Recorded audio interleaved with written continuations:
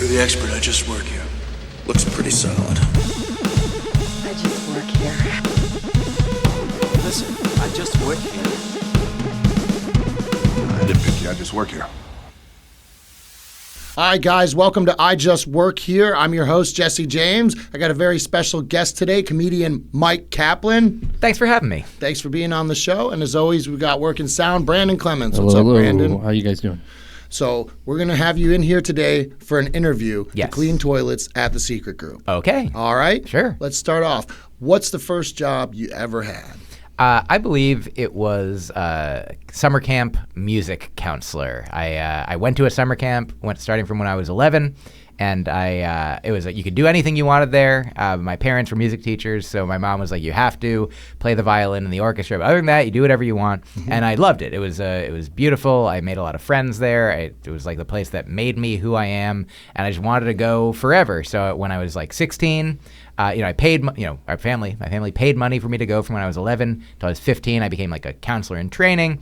And then when I was 16, I became a junior counselor, and I got paid for the first time to go to this place that I loved. I got paid $400 for 8 weeks of work, plus room and board. But do you remember what you did with the $400 that you got? I was a good little boy, and I put it in the bank. And it's such a I feel like my bar mitzvah when I was 13, that was like the first time that I had, I think my parents, put most of the money that I got from relatives as gifts into like my college fund, right. But they gave me like a few $100 or something. And then since then, I have been fortunate enough to just always have at least that much, in the bank. I've never gone like to a negative balance, but which means that whenever I would make money, like got that $400, I just put it in and it joins with all the other, Scrooge McDuck, like, hey, what did you spend? Which was the dime that you used, What it sounds like to me is you're saying there was such a surplus of money that you didn't notice the $400 when it went into your account because it was constantly revolving with money. I mean, at that time,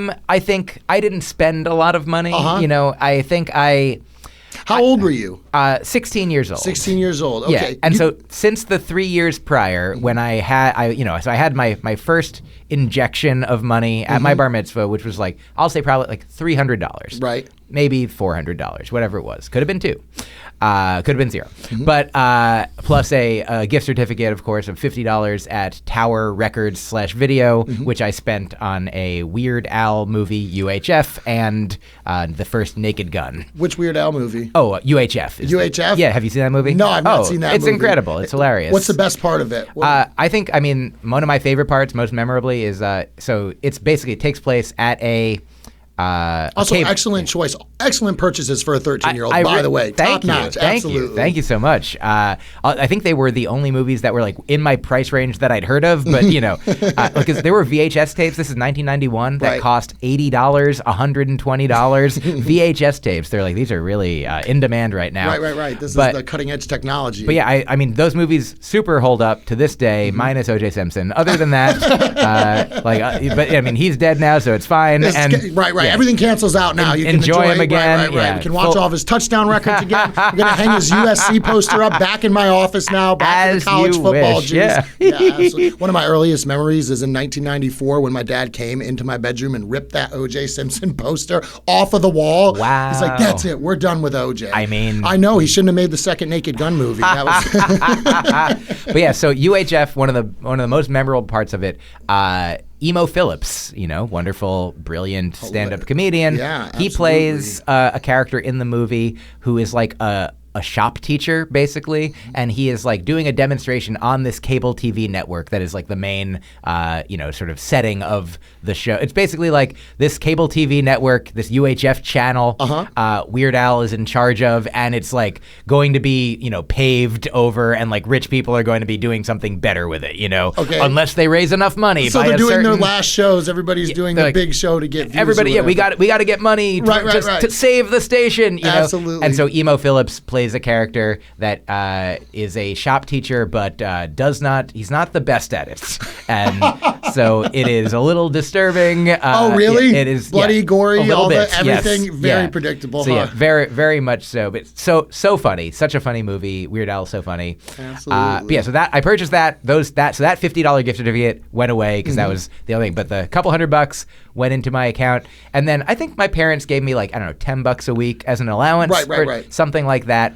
And I mostly, the thing that I think I only spent money at that time in my life, from 13 to 16, when I got this job, I spent money on comic books. Comic books, because Yeah. that was going to be my next question. What would you have spent $400 on the summer of being 16? And I wouldn't have gone out and just like blown all the money on the comic books, but I would definitely, there was a comic book store in the town that the summer camp was in. So surely every Wednesday from when I was probably like 13 until, I mean, to this day, like, I love going to a comic store. I don't go as regularly week by week, but for a decade or two of my life, I would, every Wednesday, new comic books come out, and I would go and look at them and buy a stack of them, or like make notes of one that I wanted to get later. What were your favorites to collect? I'll tell you, the one that I've been collecting since I think it came out when I was 13, the very first issue, and it's still going to this day. Same creator, same writer and artist, is Eric Larson's Savage Dragon. Do you remember? No, I haven't heard Savage Dragons. Fill me in. Tell me about it. So do you remember Spawn? You know, of course, yeah, absolutely. So Spawn was created by Todd McFarlane, Okay. who originally, he got famous as a Spider-Man artist.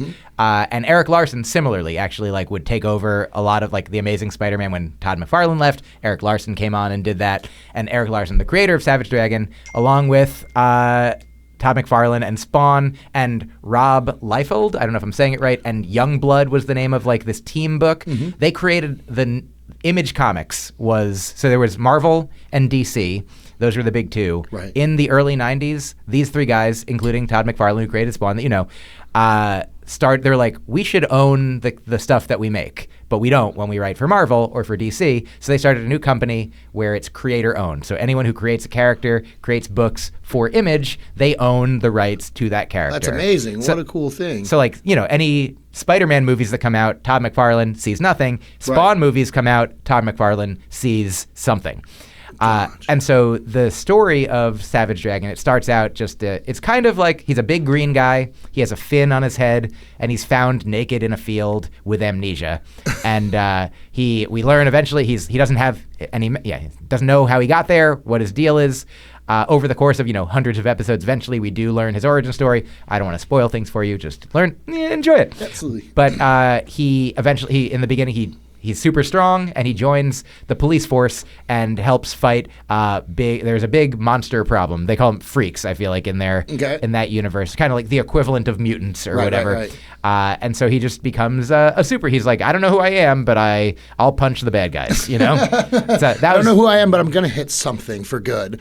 And it's really cool because Eric, when the character Savage Dragon, like, he's an adult when he created this comic, but he created the character when he was a kid, and he has like all these comics left over from when he was a kid, and he had different stories like about how he like changed into the guy like the Hulk, or maybe it was just a costume, or maybe all these different potential origin stories. Right. That over the course of the decades that he's been doing the comics, he's like given nods to that, and like he's like, now it's this and now it's that, and there's like alternate dimensions and different versions. Where he calls back to the ones he wrote as a kid with different origin stories and different versions of the character. 100%. That is wild. Oh, and another really cool thing about it is for most comics, they like the time passes differently. You read Spider-Man or Captain America, or most comics, you're like, they're basically the same age. Like maybe Spider-Man was a teenager in the 60s and now he's in his 20s or 30s, 80 years later, or 70, 60 years later, whatever it is. Savage Dragon comic takes place in real time. Every month the comic comes out, a month has passed on average. Does it have anything? Do they do anything with things happening in the real world? Like, is there any references to current events? 100%. Like in recent episodes, recent issues, like COVID happens and like national elections happen. What does COVID look like in the Savage Dragon universe? I think that the Eric Larson himself, from following him on social media, he is a progressive guy. For sure. And so like some of the stuff in the comics, like there's like, vaccine arguments and things happening and people like claiming about conspiracy theories, but there's also like people with superpowers, so like they interact in in weird ways. But in general, like sometimes every once in a while, a character like just delivers like a monologue that's like, this is what this guy thinks. And it's like, it's good to get vaccinated because that way fewer people will die, you know? Absolutely. Every once But in a then, while. and also now let me punch this bad guy, who does not believe that. We're going to fight COVID with reason and also physical violence. We're going to use both. 100%. But I think that's such a cool thing and kind of in a way, let's say, brave, because to have characters grow and age and change, like the character gets older, he has a kid, the kid grows up, the kid is now the main character who is an adult it's like his name is Malcolm Dragon now instead of the Savage Dragon. And I feel like there was that's got to be a lot of pressure writing comic books when your characters do develop like that, because you don't have as many options to like go back and clear the slate and then keep going with the character. Once you commit to that lifestyle change as they're growing old, you have to kind of stay in that vein, right? Yeah, I mean, I think that's probably what keeps it, interesting to him. As a comedian myself, like I'm doing different things than I was doing 5, 10, 15, 20 years ago. And I didn't conceive of that. Like when I put out my first album, like, I don't know, in 2010, like my next album, I was like, well, now I'll just do the new jokes that I write, and I wasn't conceiving of, having more things specifically to say or like challenging myself to like talk about what I cared about more than just like whatever the audience thought was funny. Right. And so I think that it's, to his credit and to the credit of, I mean, it's impressive for anyone who writes like a Batman story where like, oh, you can't have Batman kill somebody, because that would not be the Batman story. Though they do now they get around that too, because they have like alternate dimensions where, have you heard of the Batman who laughs? I want to touch on something just real quick Of because course. you mentioned it. You talked about a moment when you were kind of where there was a moment where you recognized you were making the audience laugh and that you wanted to write more material true to you. Yeah. When was that moment? I think it was a gradual situation that I like sort of could look at backwards and see that it was happening little by little. That I would say when I started, like I think a lot of people have this experience. You don't know what you're doing. I didn't know what I was doing. I was just like, I wrote 1,000 jokes and I would try as many of them as I could at open mics. And just if the audience laughed, I'd be like, oh, good, I'll do that one again, right? And sometimes it was about something I cared about. Sometimes about my personal life or my social issues that I cared about, or sometimes it was just about like pop culture or a movie I liked, or, just an absurd idea or silly wordplay, whatever it was. I liked it all. And so I was like, well, I kind of whatever. I always talk about it that I originally was more asking jokes than telling jokes. Can you give an example? Yeah, well, just like I go to an open mic and I'm like, what do you think about this? You're presenting it to see how they'll respond. Yeah, right. Is this do you like this? And, as opposed instead of to delivering this product that they're going to enjoy, or at least that you've put the work into. Yes, and now I feel, still, if I'm trying a new idea, there's some element of like I'm curious as to how the audience is going to receive it, but I'm more confident in like I'm saying it because it's something that I believe in, I think is either funny or meaningful or important or, unique to me in a way that I think is worthy of, being presented as the art of stand-up comedy. And so I think that I would say there were a few different shifts that I went through. One of them was like I started around 2002, let's say, and so around 2006, I remember that was the year I saw like Rory Scovel for the first time. We did a competition together, and I don't know how well you know Rory's work, but he is very in the moment. And I saw him. We were in a competition. Everybody's doing their tight Very fives. much so. The last time he was here preparing for his special, he was just running through stuff for the special, but still staying very much in the moment the whole time. It was unreal how he can just flow like that, really. Yeah, he is a real genius, a real master. And so getting to see him do something different than just a tight five.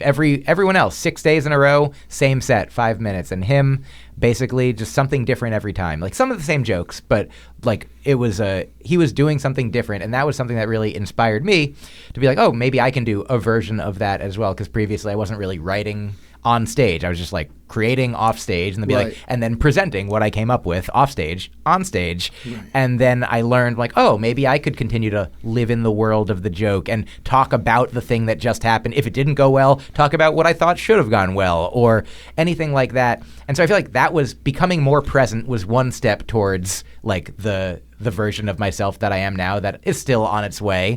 But I think that, so I've put out I think I've recorded 8 hours of stand-up in the past 14 years or so. and I have a few more in the canister getting In the ready. bank, right? Yeah. And so I remember, my first album was called Vegan Mind Meld. And it was just like truly all the jokes that I'd written in the past 8 years that went well, that worked, that I liked, that audiences liked.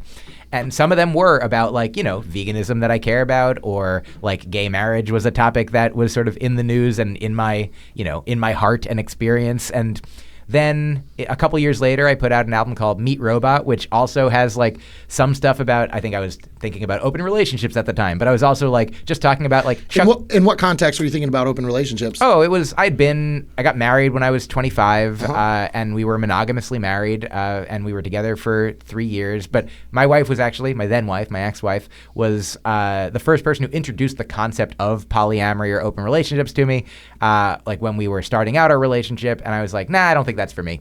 And then after 3 years of being together and our relationship kind of, wasn't what we both wanted to happen anymore, I then was like, oh, maybe monogamy's not for me. I was like led to believe by society and, fairy tales and pop culture, like, oh, yeah, you find that one person you want to be with forever. Up until her, I had never wanted to be with somebody more than 6 months, maybe. Right. And when I found, after she and I were together a year, I was like, oh, maybe this is it. I want to be with her. It's been a year. It's never happened before. I'm 25, so I know everything that I need to know.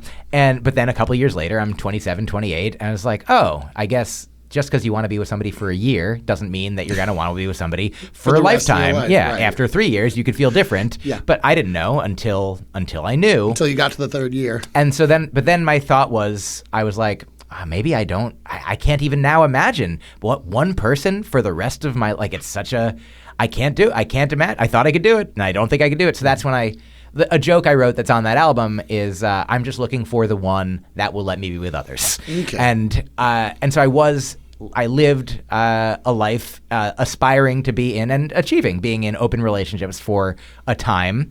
And now, jumping ahead, I, for the past 8 years, have been in a relationship that is monogamous, and I'm thrilled, happy to be with this person who it is one person for the rest of my life, but it's not the same. Like, she's different every day and I'm different every day. And there's this, I talk about this on stage sometimes, that there's a vegan gluten-free lasagna that I love by Amy's, the company. And you might think, if you're like, lasagna, vegan and gluten-free, so that's like 2 out of the 3 things that make a lasagna are missing. So if you just think like, I love drinking marinara sauce, that's fine. But I love this vegan lasagna so much. I eat it not every day, but many days a week at home. And every time I'm like, I love it. It's the same every time, and I love it. And it's become a metaphor in our relationship for anything that's good every time. Like my friend, my girlfriend Rini, she has a best friend, and whenever they get off the phone, I'm like, how was the call? And she was like, it was lasagna, And so That's really adorable. It's That's super cute. Thank you. Absolutely. It's a beautiful thing to have in our lives. And so like our relationship, my relationship with Rini is itself like the ultimate lasagna. And the good news is it's not even just the exact same ingredients all the time. It's like, imagine if your lasagna that you love could also like learn new things and be like, let's watch this movie together, Yeah. And so that is where I'm at now. And so I've gone through, these various phases of my experience changing, but comedy-wise, to answer your question, I still, for those first couple albums, I put out a special in like 2014 called Small, Dork, and Handsome. So those were the first 3 hours. The fourth hour is No Kidding, is the album that I think I recorded in 2016, put out in 2017. That was the first album that I had a theme that I was like focusing on, and it was called No Kidding because the theme was not wanting children. And that was inspired by a relationship I was in that was like a really wonderful relationship, except that she for sure wanted, she told me, she's like, I want 3 kids in the next 10 years. And we were together a year, and I really cared about her. We loved each other, and I wasn't sure that I wanted kids at all, and that time frame was intimidating, and I didn't want to. I'm a man, I'm a cisgender, able-bodied man who could have children, theoretically, for decades. Right. And so I'm like, I got time to figure this out, but she was, a cisgender woman in her 30s, and so for her, that 10-year timeline was like much more noteworthy. Right. And she was like, I don't want us to break up because of this, but I was like, I mean, at a certain point, if I don't know forever, then at a certain point, then that answers the question for you. And so I don't want to do that. And so we broke up because of that. But because of all of that happening, that was the first time that I was really like thinking about this, meaningful topic to my personal life, and like jokes were just arising out of it, and I was like thinking about it. And so I had like, I don't know, 5, 10, 15 minutes on it.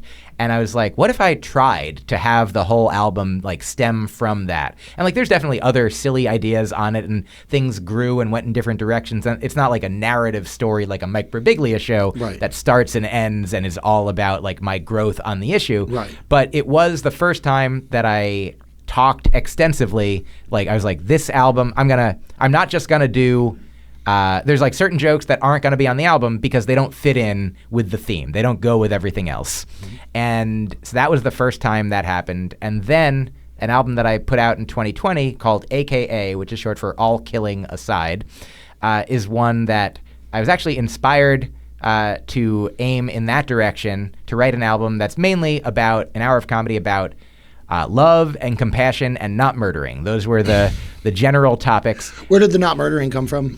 I'm just a big fan of not murdering. As a vegan person, I strive as a person who really enjoys like. As a comedian, you would think you'd love murdering. I mean, that's the thing is people say I killed, I crushed, I destroyed. I want to change it. I want to be like I healed, I rejuvenated. Oh my God! I brought the audience You just made my heart grow 3 sizes when you said that. Seriously. Yeah, I want to de-Grinchify the world. Yeah, de-Grinchify. Absolutely. I do think clearly, there is so much violent language. I was just listening to Dan Savage's podcast, The Savage Lovecast, the other day, and somebody wrote in with a question about the term body count, as refers to the number of people that you've slept with, but comes from, etymologically, like how many people died in, perhaps a shooting or, in war. What's the body count? And definitely. he's like, why do we use that violent language? And slaying pussy? It's throughout our entire, throughout sexuality discussions and throughout destroyed, murdered. Wow. Yeah, absolutely. Yeah, throughout comedy. It's part of the soup that we're swimming in. We're marinating in I don't know if it's for sure like humanity or just, our culture, our society, Western civilization, like that's been built on, domination and colonization and war. And you think it's unique to us to use that kind of language because of I mean, not us Americans. I mean, maybe Americans more than some. I'm trying to understand if you think it's innately human or innately American. I think that it is not necessarily the short answer, I don't know. For sure. But I do think that, so like I read this book years ago called Ishmael. Do you know this book? By Daniel Quinn. No, I don't, unfortunately. It's I'll tell you briefly. It's about a telepathic gorilla, but other than that, it is about the history of human civilization. I've definitely heard about that. I've definitely heard of it before. Like this gorilla basically teaches a man, through the Socratic method about how 10,000 years ago, that's when agriculture started becoming more widespread, and that led to like basically modern religion forming. And the analogy that they offer, or the terminology they use in the book, is that there's societies of takers and societies of leavers. And leavers are people who like live just with, they don't plant, they just like take whatever comes from the trees, and they're sort of at one with the natural ecosystem in a way that when you plant things and then you grow things, then you can store up food, then your population can increase, and then that means if your population is increasing, you need more land for more food, and that's when you start spreading out and either assimilating other cultures or conquering other cultures. And that was like the history of our basic Western civilization. So the history of humanity is that there were a bunch of people. It's basically like, are humans inherently loud or inherently quiet? Well, there's some that are loud and some that are quiet, but you know who we hear more from? The loud ones. Right. And so the dominant thing that we see and hear, like there's absolutely like cultures of humans and absolutely individuals in humanity that do not do this, that want to be nonviolent in their language, in their action, in their speech, but violence is louder, and it is more so it is more prevalent in the news. It is more prevalent. It pops up. Like you don't see a lot of people just being quiet. You don't see a lot of people just being peaceful until they're like protesting with like big loud signs and being a little more active in that way. And so yeah, I think that humanity contains all of these multitudes, but it makes sense why we hear the loud, violent ones more. And so that gets reflected in our language, even for people. Like, here's one that I as a vegan, there's other vegans that I've like shared this with, and they're like, oh yeah, like you're like, okay, so what's your brand? You know, right? That's a very common like expression for comedians. You know where that comes from? That comes from searing the flesh of a cow, like to let somebody know that's my brand. You know, that's, oh yeah, this is a cow that belongs to this farmer, my brand. Like, so whenever we're talking about like, oh, is my brand veganism? It's like an ironic thing to be like. So I'm trying to think of other words I could use. What word like, would you use instead? Flavor or essence or brand. You know, my brand. My you know? brand. Yeah. Oh, okay. I have one for you, Mike. Please. That you might appreciate. The word podcast actually comes from, is obviously a take on broadcast. Sure. But pod was the idea. It's an iPod reference, right? It's an iPod broadcast. Sure. But if we break down the etymology of the word pod in reference to the iPod, it's referring to a seed. And broadcasting is actually referring to television, right? You would broadcast, sending out a multiple things, spreading something out, which also refers to seeds. Spreading the seeds, yeah. So both the word pod and broadcast have their roots in seeds and literally planting things. So I just thought that was interesting. I see what you did there. And thank you for seeding the rest of your time. There you go. That was wonderful. Thank you for sharing Just that. a little side tour there. Yeah. I appreciate it a lot. So this is all to say, the hour of comedy that I recorded that I call AKA began as a seed of an idea actually in an ayahuasca ceremony that I was doing in probably 2015 or so. An ayahuasca ceremony. Are you familiar with ayahuasca? A little bit. I know that Yeah. it's some kind of hallucinogenic. It's a shamanic- right? Yeah. Yeah. It's so the active ingredient in it is DMT, which you may know from Joe Rogan smoking it. Yeah. And but I still like it. And Or my friend yeah. Abby's house 2 summers ago. Yeah, absolutely. And so the ayahuasca ceremony is more, you know, in its sort of prototypical form. You might go to the jungles of Peru or the mountains or Costa Rica or, you know, to a yoga studio in Brooklyn, you know, the natural habitat of this plant medicine. And yeah, it is something that, you know, I had done mushrooms for a number of times, like starting when I was 25. And then in my, I think, mid-30s is when I learned about, you know, I found a place that a friend had done ayahuasca, and he spoke about it highly, so to speak, and soberly.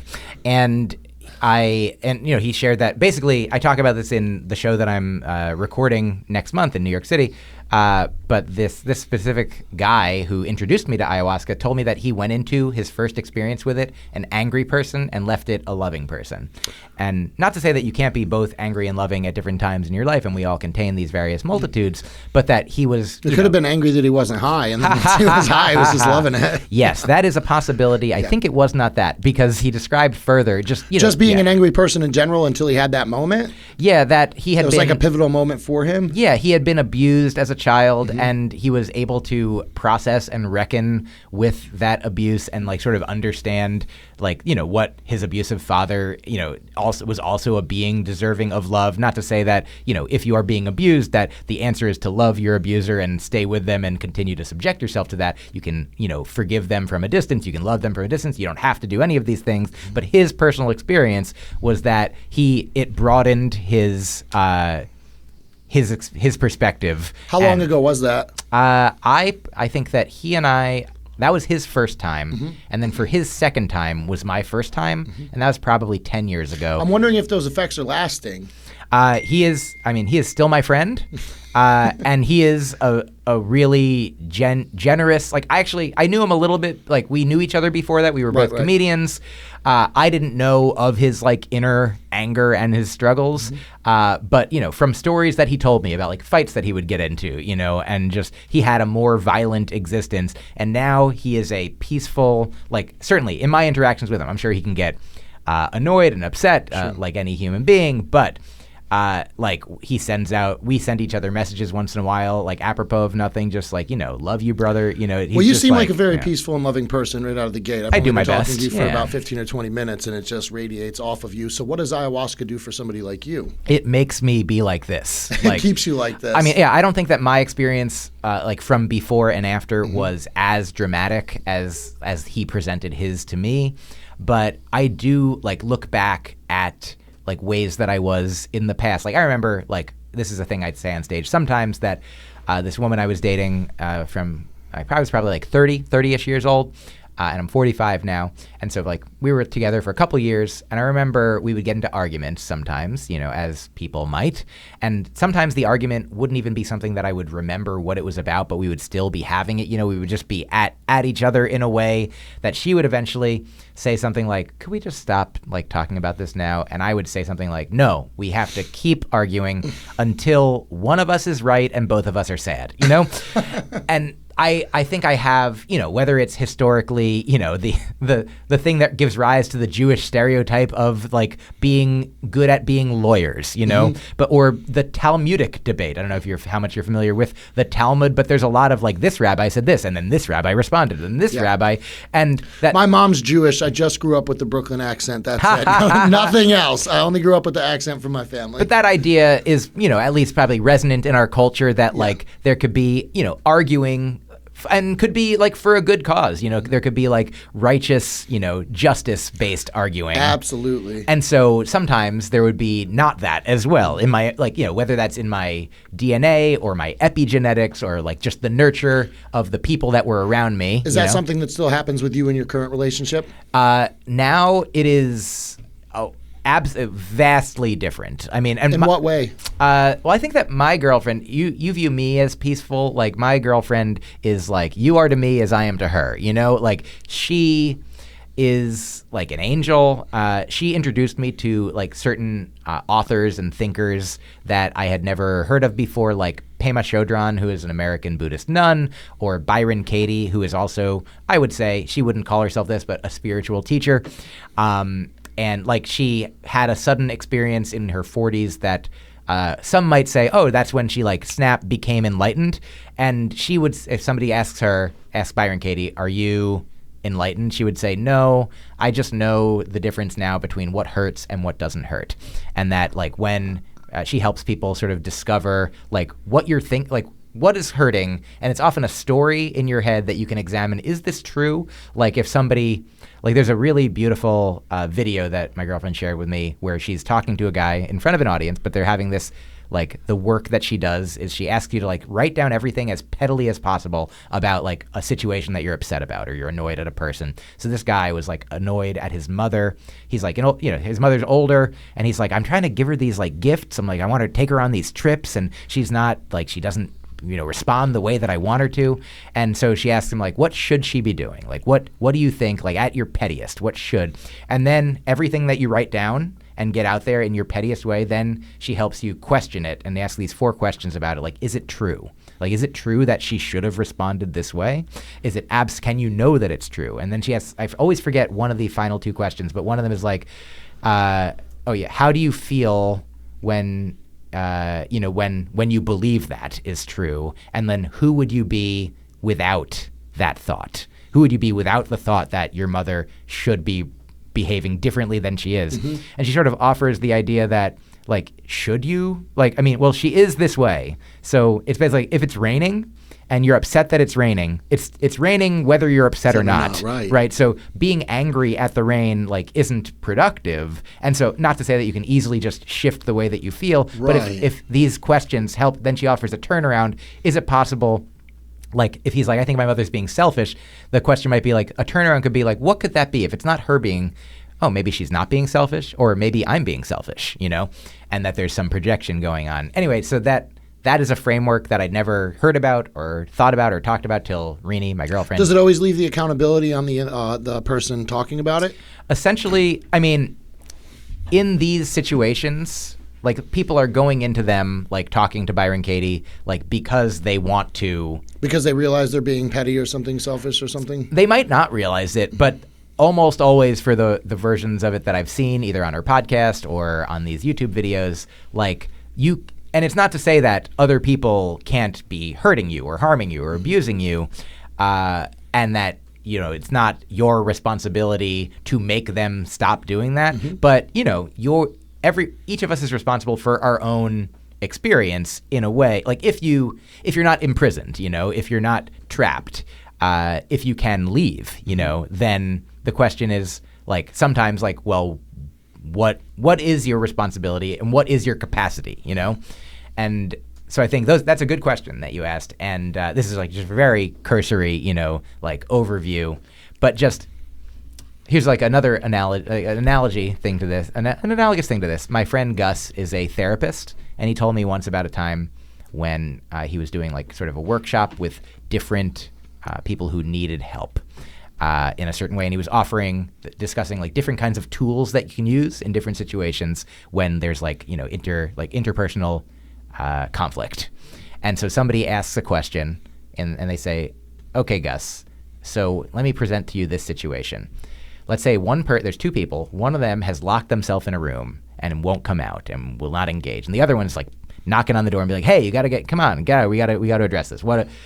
So then the person says, "Which one of those two people is the one who should be using the tools in this situation?" And Gus says, "That depends. Which one are you?"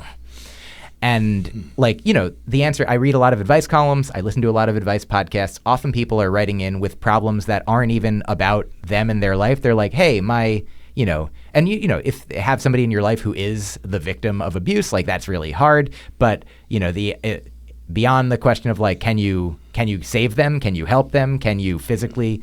But often it's just like, oh, this bride is being annoying about her wedding, or like this guy is, you know, not washing his body enough, and my friend who's dating him is mad. And it's like, well, so what can you do? The person who's writing in, like, you can like determine like what is, you know, sometimes it's like not your circus, not your monkeys, you know, like what is your business? Your feelings and your actions and how things affect you is your business. So if somebody is like being, you know, whether it's somebody in your family or a friend, or somebody is being rude to you or doing things that you don't like you can't make them stop those things, but you can hang up the phone, you can leave the room, you can tell them, "Hey, I don't like that. So if you're going to do that, then I'm out," you know? Where does this motivation to spread these kind of love and understanding with people come from with you? I mean, I think so in Buddhist terms, the idea, the main idea in Buddhism, I think, is that most Buddhists want to practice so that they can help others in a way increase happiness and the roots of happiness, and decrease suffering and the roots of suffering, because at our core, every sentient being, you know, be it, you know, human, animal, or non-human animal, we all prefer not to suffer, and we all prefer like pleasure or joy or happiness. And there's also an understanding, like Thich Nhat Hanh, a Buddhist monk, he said once, there is no way to happiness. Happiness is the way.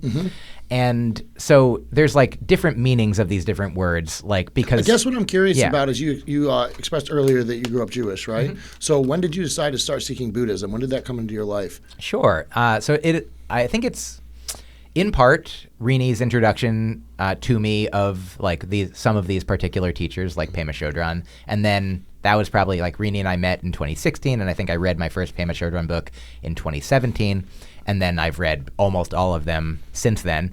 And my friend Gus, the aforementioned therapist, he is also a practicing Buddhist, and we started becoming very good friends in, I would say, 2019. So a lot of this is, and then it sort of just, when it rains, it pours, and I started learning more about, I think maybe it even started with like listening to Pete Holmes's podcast or Duncan Trussell, where they would sometimes have on like more spiritual minded people. Right. And I was like, oh, that's cool. I don't think I need to get into that. But then at a certain point, where did you stand on religion and spirituality before that exposure? Sure. Good question. I think that, so when I was growing up, I had just a vague sense of like, I think I believed in something, but didn't really. My family was also, I think if you ask my mom or my dad, they're both like, there's something, you know, but nothing super specific. My parents divorced. My mom, they were both Jewish. They were both raised Jewish, but my dad is married now to a Catholic woman. So he's a part of her like church community. And like, it's kind of like, I think most religions and most faith traditions and most spiritualities have at their core the same basic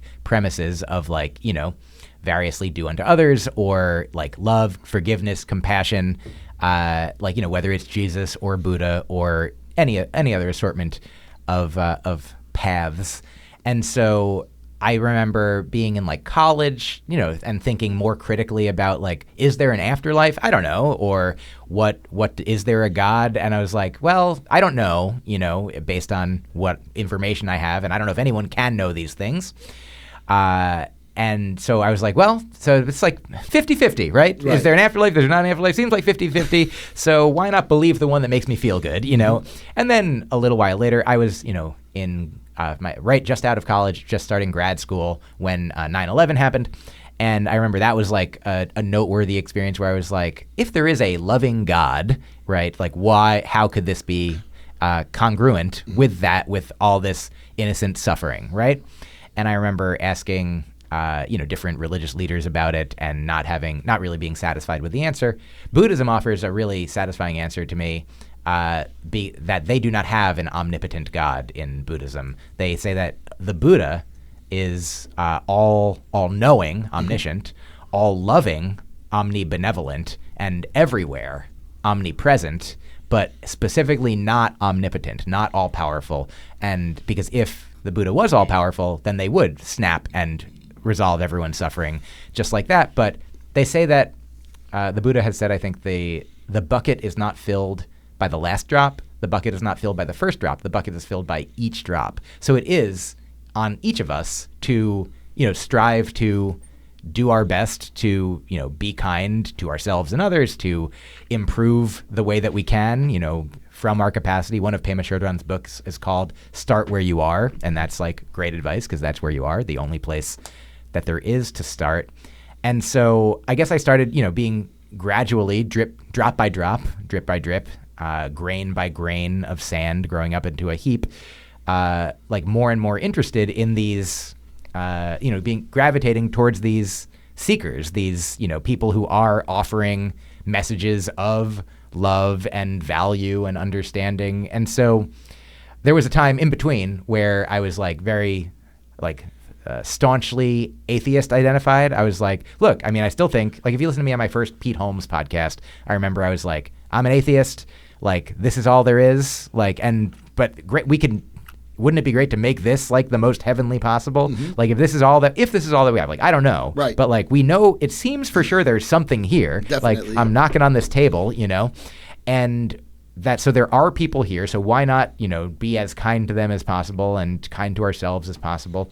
And of course, there's all kinds of things that get in the way. And then I went back on his podcast like several years later after doing ayahuasca for the first time. And I was like, so I used to be atheist. And now I'm like, why do we have to talk about it, right? But like, I honestly, my first ayahuasca experience, I really felt just like love, like the concept of love, like love itself was like sort of flowing through my body. And I understand it is, it is a hallucinogen or an entheogen, they sometimes say. It's like a spiritual based, sort of spirituality associated hallucinogen, that it didn't seem like what I was hallucinating was stuff that wasn't real. Like take LSD and look at the wall melting. Right. And you're not like, well, the wall is that the truth that the wall's melting?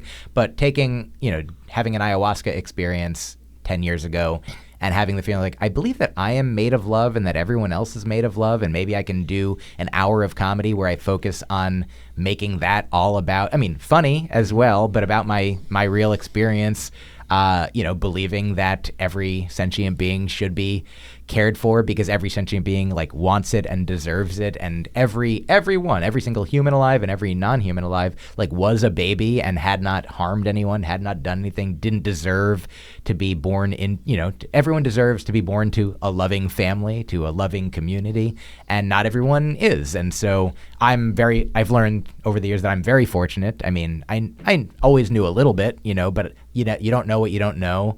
But like, I grew up and I had a house. My parents were teachers. Like, we weren't, the wealthiest people, but it was like, it was straight, like right in the middle class. And I was like, comfort, safety, security, all the things you could want as a kid, right? Yeah, always had food, always had clothes, like, could go to school. Like, of course, I'm a straight white, able-bodied, cisgender male, didn't realize, all the ways that society was just already uplifting me. Yeah, absolutely. And not putting obstacles in my way. Like, but, eventually learning, meeting other people and reading and experiencing the stories of other people who were not as fortunate. I'm like, oh, wow, I've got like such a bounty and abundance of good fortune. So I think, upon realizing that, which keeps happening in lots of ways, it feels good. A friend of What mine. are some of the ways that keeps happening?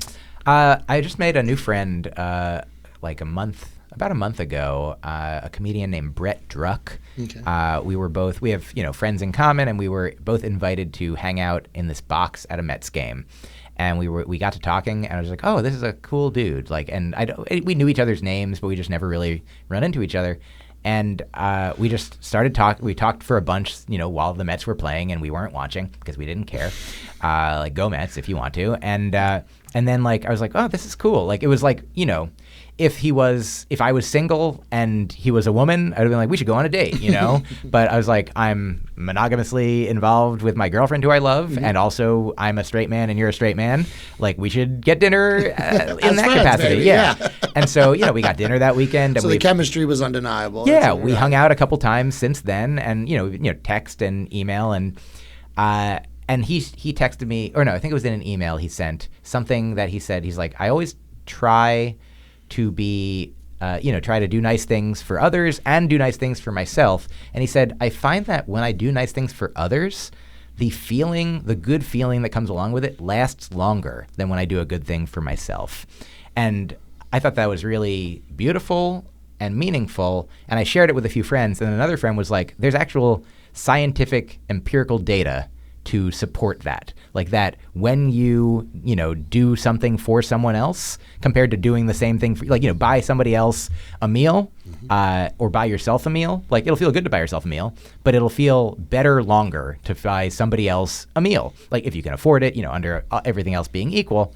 And I was like, that's beautiful. And there's a Scandinavian saying that's sorrow shared is half a sorrow, and joy shared is a double joy.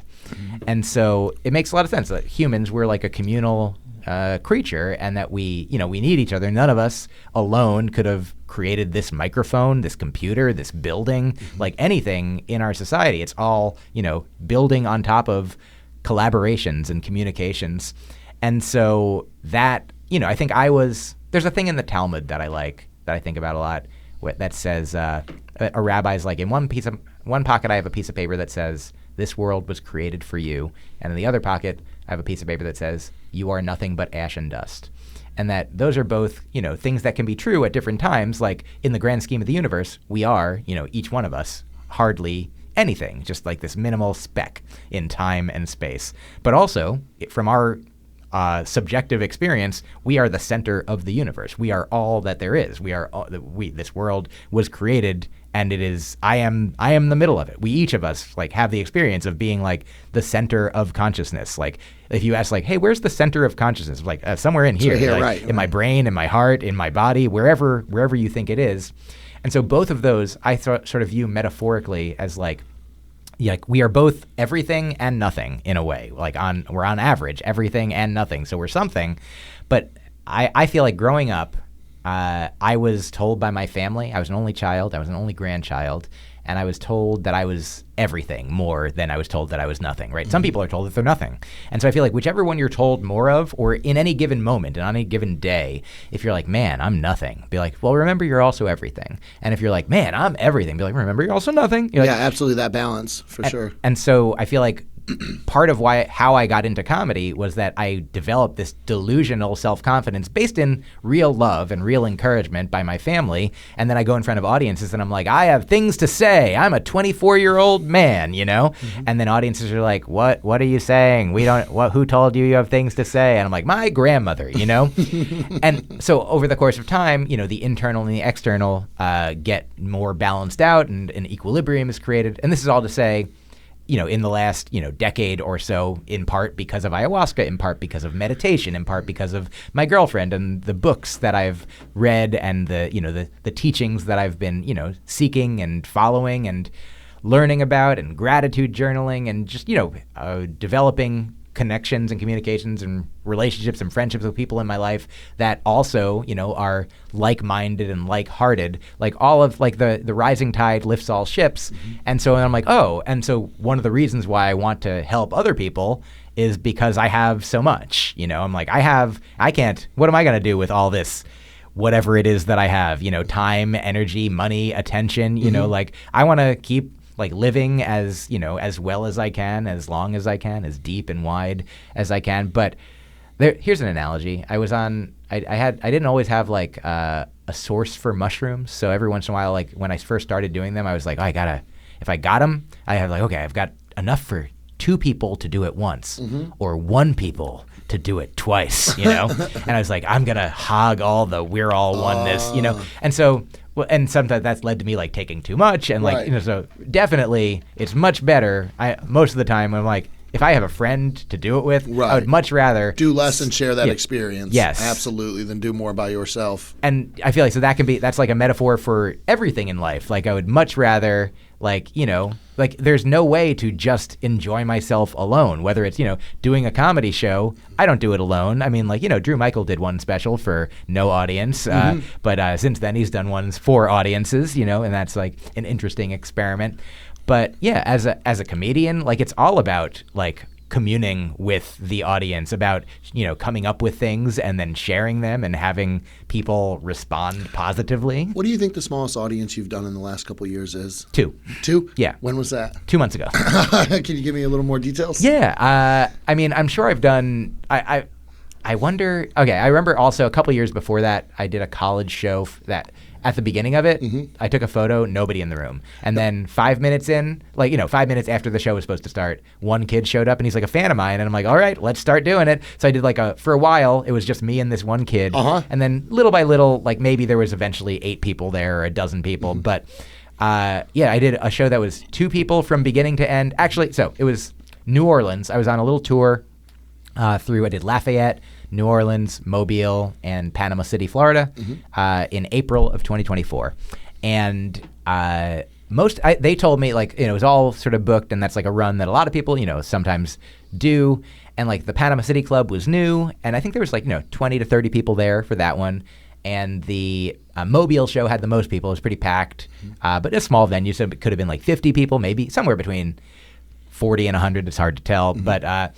The Lafayette show was the one that kicked us off, and that had like 30 to 40 people, in a room that seats more than that. And everyone was like, we don't know what's going on. Like, there's this time of year, for whatever reason, the tickets aren't moving like they usually do. And so we're so sorry. And I'm like, I had fun in front of all those. But the lowest number was at the, I forget, it was like the Howlin' Wolf, I think, in New Orleans, something like that. And it was just, it was booked like all the other ones and promoted like all the other ones. And just for whatever reason, that just didn't pop off. That evening, 2 people came to the show. And I'm like, well, I'm happy to do it.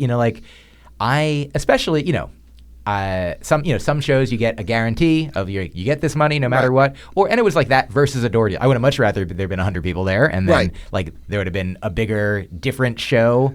But that show, those people had a good time. When you have a show with just the 2 people, are you doing crowd work? Are you doing regular material? Or, you've got to at least acknowledge that there's nobody in the room, right? I don't acknowledge that. No. Clearly that was like a character. You know how they say like sometimes a city is a character in a movie, know? And so I feel like the fact that there were only 2 audience members there is a character in the show. There were there was another comedian opening for me, and then he had a buddy too. So at one point there was 5 people in the room. But more of them were performing than there to see the performance. And for much of it was, I think those guys had to leave to another show. So for most of the show, it was me and the 2 audience members.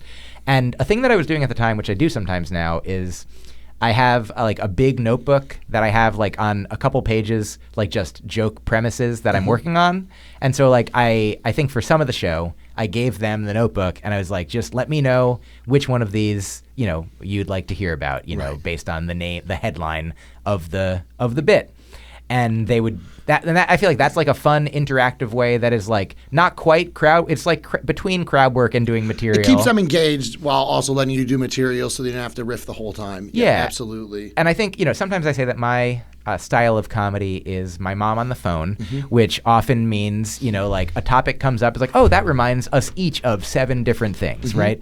And so I feel like I'm uniquely situated in my brain to like during the pandemic, I started a new podcast because my girlfriend was like, I think the thing that you just did, I did like a live stream show and I talked for an hour and it was a lot of riffing. Hold, real quickly. Yeah. Do you want to say hi to my 4-year-old? I'd happily do that. Okay, absolutely. Hold on. I'm going to answer this. I want her to say hi to you right now. I taught my 4-year-old how to FaceTime me. And now she has her little tablet and she can FaceTime me all the time. And What's her name? Her name is Serena Oksana Batista Gettings. Nice. Yeah, after Serena Williams and Oksana Bayul, the figure skater. And then Dave Bautista. Of Yeah, course. yeah. Dave Bautista, right? My personal hero, clearly. And then, now she's not going to answer. She just called me and I tried to get it. Okay. Hi, Serena. Would you like to say hi to my friend? Serena, say hi to my friend Myq Kaplan. Hello. Nice to meet you.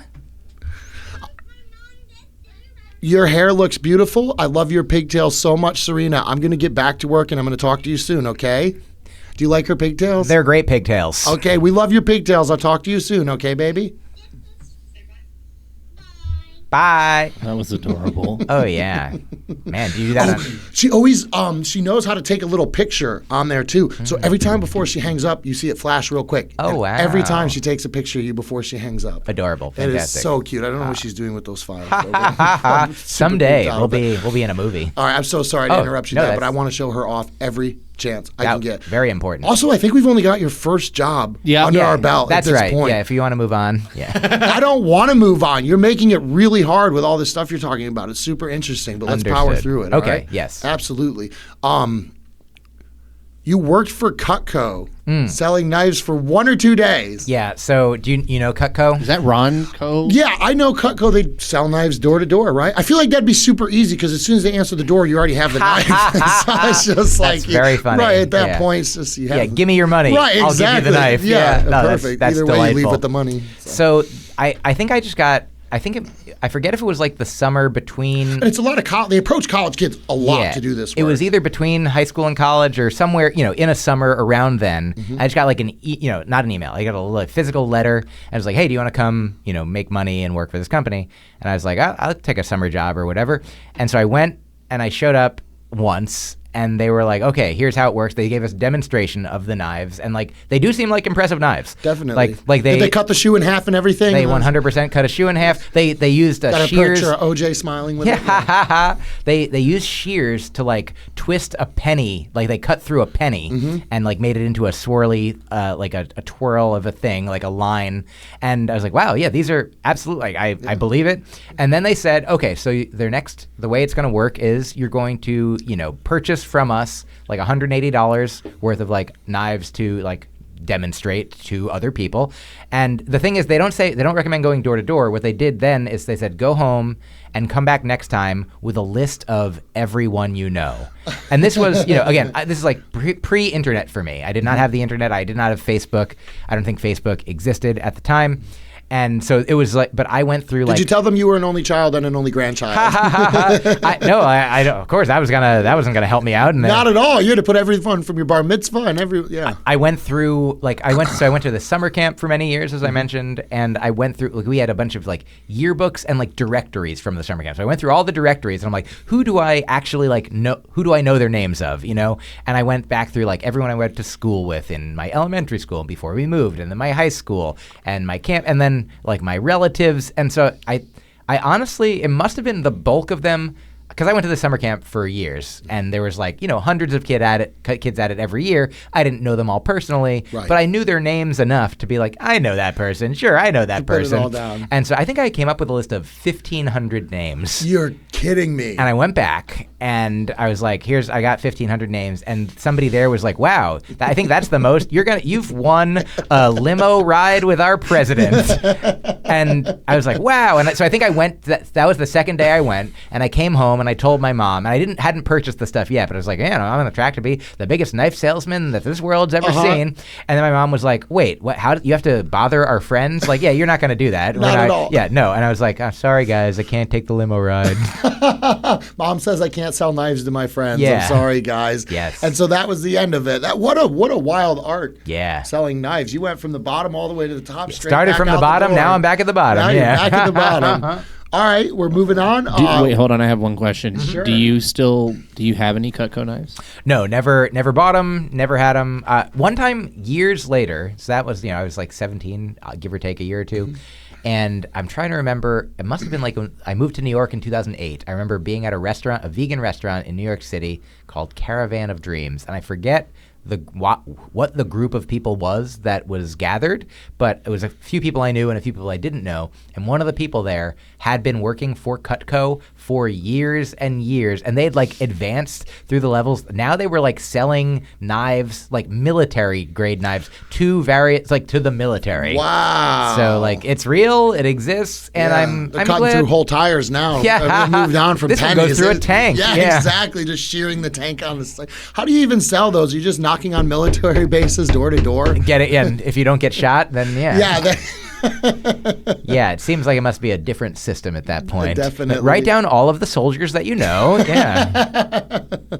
Okay, so I've also got here, moving on, 1996 to 2000.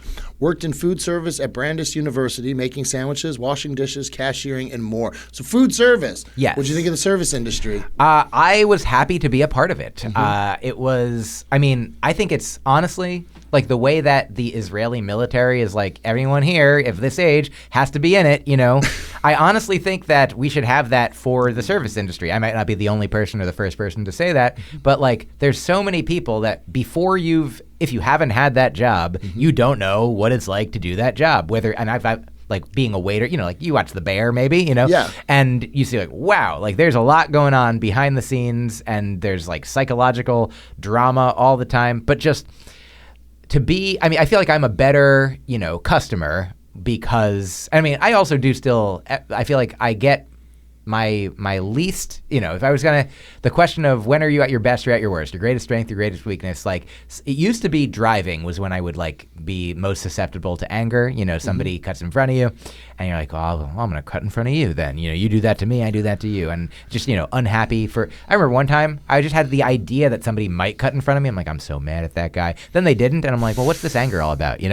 That's like, there's a story from, do you know Ram Dass, the spiritual teacher? I don't. Ram Dass, fascinating, fantastic stuff. He wrote a book called Be Here Now. It's excellent. We're going to learn all this in between the year you're on now and the next year when Yes. you come back on here, though. We're going to learn all of this. Perfect. And so Ram Dass tells a story once about a guy is in a little rowboat, and it's sort of foggy. He's just floating, rowing through a stream in the fog, and then another boat just comes in out of the fog and just like rams him, and he's like, hey, what's going on? And then the fog lifts a little bit and he sees that boat is empty. It just like was unmoored and accidentally, and he's like, well, then what is this? Who am I angry at? And that's most anger, and so that was the experience that I had when I was driving.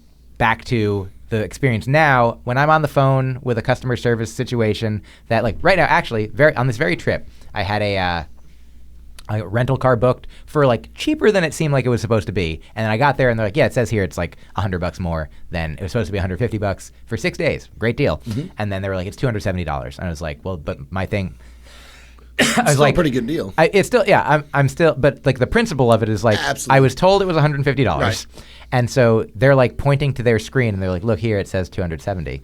And I was like, look here at my phone, it says 150. So like, who wins this fight? And it's, if I want the car, I have to give them the 270.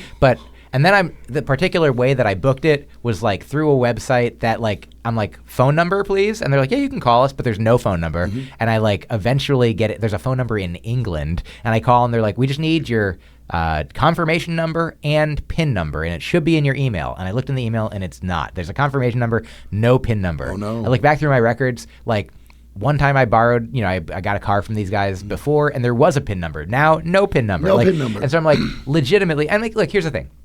When I go home, after I return the car, everything's fine. Worst case scenario, I paid a reasonable amount that it was different than I thought. Right. But in the moment, I'm like, part of my mission in life is to not be, like, whether I'm angry or not, like, there's going to be a resolution where either I get some money back or I don't get some money back. But when I'm on the phone with people, I'm like, I'm really sometimes trying to keep it together to be like, I know this is not you. You are you are one person and you want to help me if you can, and you have a job that you have to do, and somebody somewhere did something to make it that I have been lied to, you know? Right. And it's not you, and it's not your boss, and it's not, but it's somewhere in the system. But there's you're the a person system. I'm facing right now in this Yeah. situation. And so this is all to say, I think that I am much better now. Like with face to face is even better than voice. Like on the phone, like I do my best to be like, you're a human being, I'm a human being, and like we're going to resolve this the best that we can. And there's almost never any like malice involved with the people who are, you know, at the rental car company like phone. But for this one, I haven't even been able to get to a person. But so I'm like the machine, the system. But yeah, like working, I think it was great to have a job like. Originally, I was just like making sandwiches, and I think I had just become vegetarian at the time, and so but I had to make some sandwich. There was like meat sandwiches, but I was like, well, maybe I can use this opportunity to like if somebody's like, "What's good here?" I'd be like, "Get the egg, you know, get the cheese, get the Push your own agenda a little bit. get the vegetables." do a Oh little man, bit the of good vegetable in the world. sandwiches here are the best. You know what I Definitely. love? Mustard. You know, just get here some bread and mustard. And How often did that work? I mean, sometimes, Yeah, you were able to suggestive sell people into yeah. more moral. Yeah, a little Food bit. decisions? A little bit. I mean, yeah, worst case scenario, like, it's just going to be, if I wasn't there, somebody else is going to be there, and they'd be like, give me double the meat. You know what I mean? Like, no. And then... Was there anything else memorable about that job? I mean, I eventually started washing dishes because You went from sandwich maker to washing dishes. Yeah, because the dishwashing got paid $1/4 an hour more. Then the sandwich maker. I think it was like literally like $5.25 to $5.50 at the time. Wow, that's In- the first place I've ever heard of paying the dishwasher more than the sandwich maker. Yeah. That's fantastic. I mean, in part, it was because we're at a college and none of us, I mean, has to, like, for that 25 cents an hour, like, they just wanted dishwashers, you know? Right. Yeah, they needed them.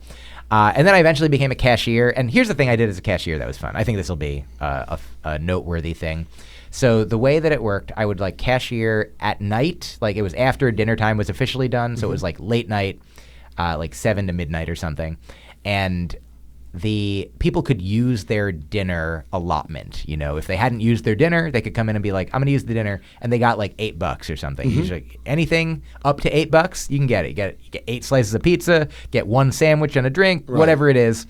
And if people didn't use their whole allotment, you got to keep it. I didn't get to, I mean, technically speaking, it would disappear. If you if I ran through their card, like then the money's gone. Okay. So what I would do is if somebody was like only getting, they're like, look, I just want a soda.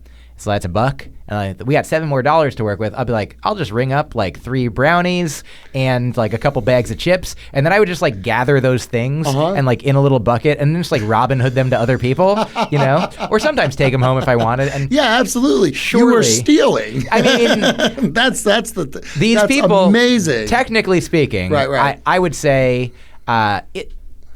I was stealing in spirit. Right. I was not stealing in letter. Like I was not, because I would tell the people as You well. were not able Yeah. to be prosecuted. That's for sure. Yeah, I think I don't think you're going to get any criminal charges. on Statute this. of limitations It's is up. definitely at Brandis University. I think we're past that for sure. And I mean, of all the things, like they were not losing money on this. I mean, they were losing like minuscule. Like, you know how much money they're making, right? I have an idea. And so the idea was like I felt like it was like unjust that you just lose. You paid the money and then you just lose the money Right. if you don't use the money. Right. And so truly, I was like, do you want to buy, you know, extra brownies for people? And they're like, sure. And so like they were legally purchasing these things. You were just taking the extra pennies and using it to feed the hungry. Yeah. That's all you were doing. Exactly. Yeah, completely Robin Yeah, like Hood. It's the Richard same Pryor thing and that Walmart does when they say, Superman, do yeah. you want to round up? You were Yeah. just saying, do you want to round up? You just weren't asking. Yeah. Absolutely. You're actually an innovator. You started that way before anybody else was doing that. That's only been recent. Yeah. You want to hear one more thing I did? Absolutely. That it's not at that job, but around that same time.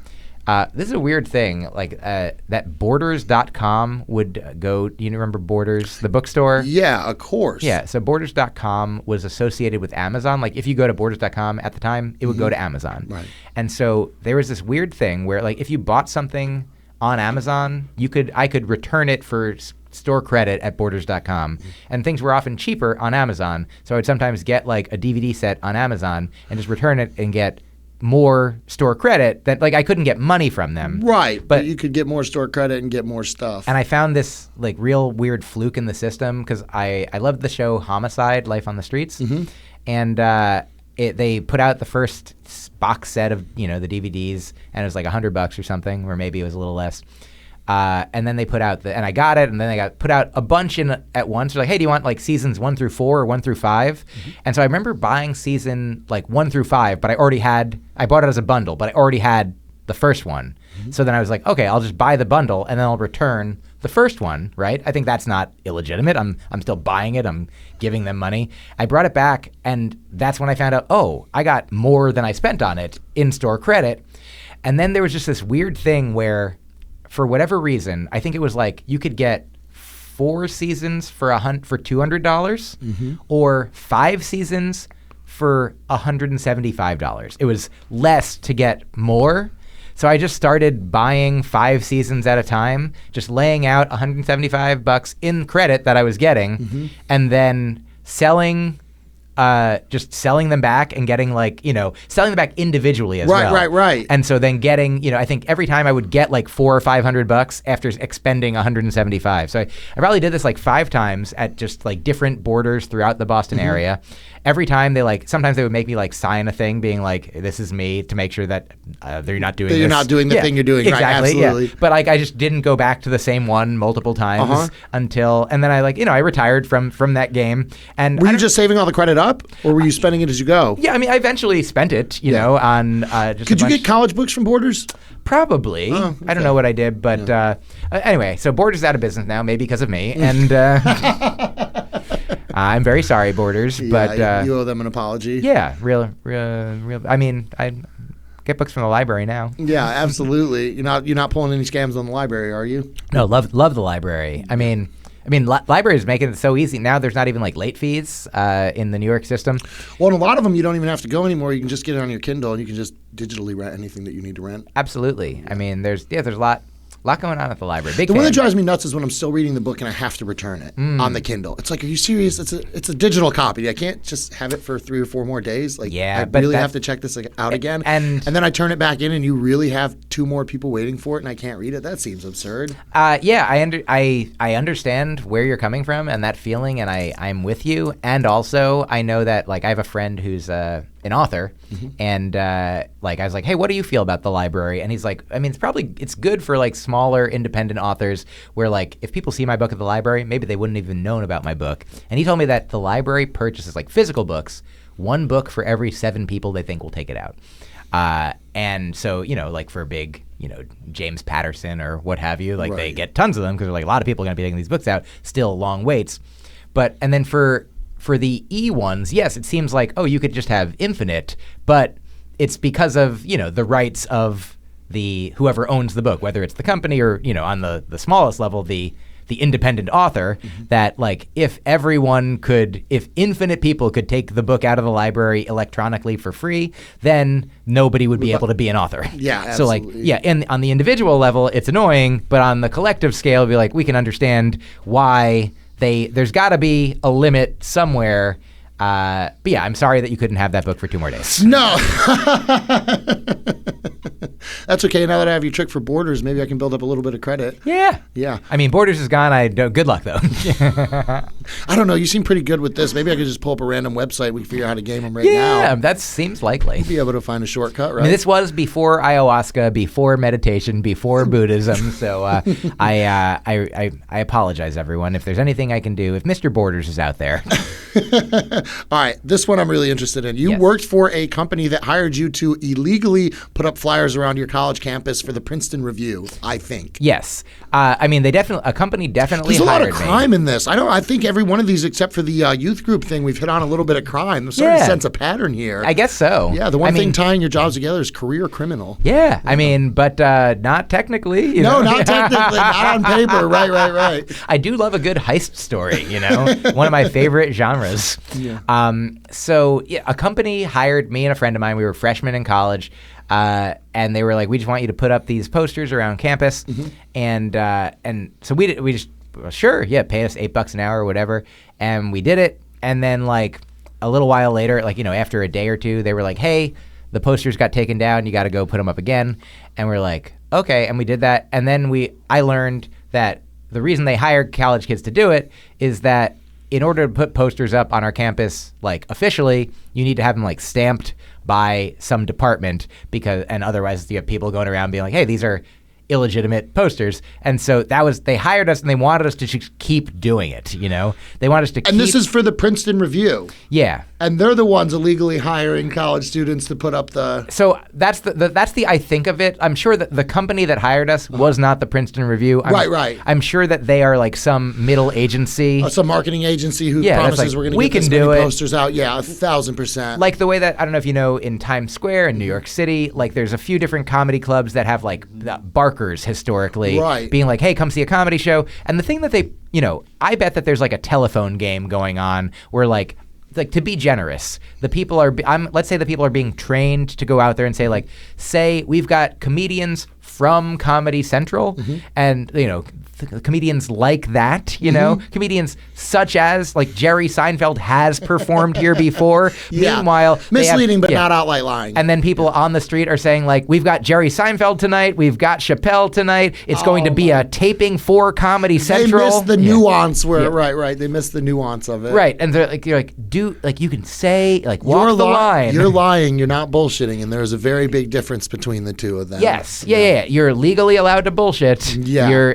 Technically, these people are committing, I would say, fraud. Yeah. And so I was always on the side, clearly, like the question of ethics and the law are not always, one-to-one correlating. But this company, I was hired, I thought, in good faith.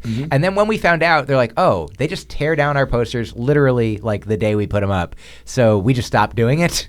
And eventually they were like, oh, so we're going to stop paying you. I was like, okay. I mean, but I'm like, basically. How long did you get paid for before they realized you weren't putting them up? It couldn't have been more than a couple weeks. I had this paper delivery job in college. Do you remember the advertisements that get dropped off your house? Not the newspaper, but like the little shopper advertisements. Sure, they have things like for the grocery store and stuff like that. So I found some company who would pay us to deliver to those to random houses. And they had like a little phone they would set you up on with a GPS, and you'd have to go to all the houses like the paperboy, hit every stop, and throw it off in the yard. Well, I realized that they track the phone, but they never go to check the paper. So I would just hit the route in about 45 minutes and go back to the dumpster at my apartment and dump them all in there. And I got away with it about 3 or 4 times. Wow. Until they asked if we were really delivering the papers. And I'm like, yeah, absolutely. We're really delivering the papers. And as I'm pulling up to the dumpster to drop them off, the guys from the company that hired me are just sitting there with a huge stack of them in the trunk of their car. And I'm like, I have no idea where you got those. I've never done anything illegal in my life. That's like there's an old joke. I don't forget the exact format of it, but it's like a man sneaks into his home and his wife in the morning is like, "Where were you last night? You know, were you out cheating on me?" And he says, "Oh no, obviously I got home late, but I didn't want to wake you."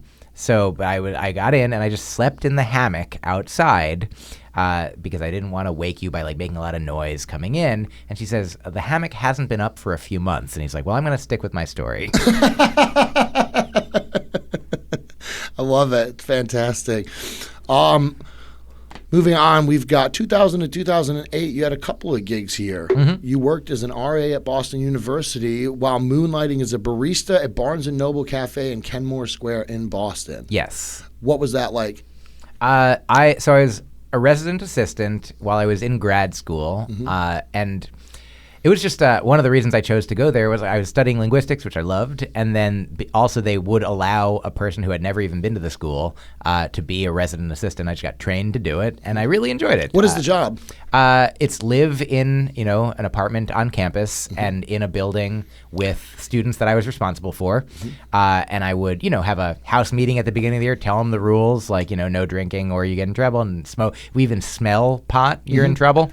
Like that's people. How serious did you take that role? I mean, I did. It's funny because eventually, I think my final year there, I was like, I do drugs, but and so I don't want to be in this place anymore where I'm not like as free to live my life the way that I want to live my life. But while I was living there, I was like, these are the rules of the job.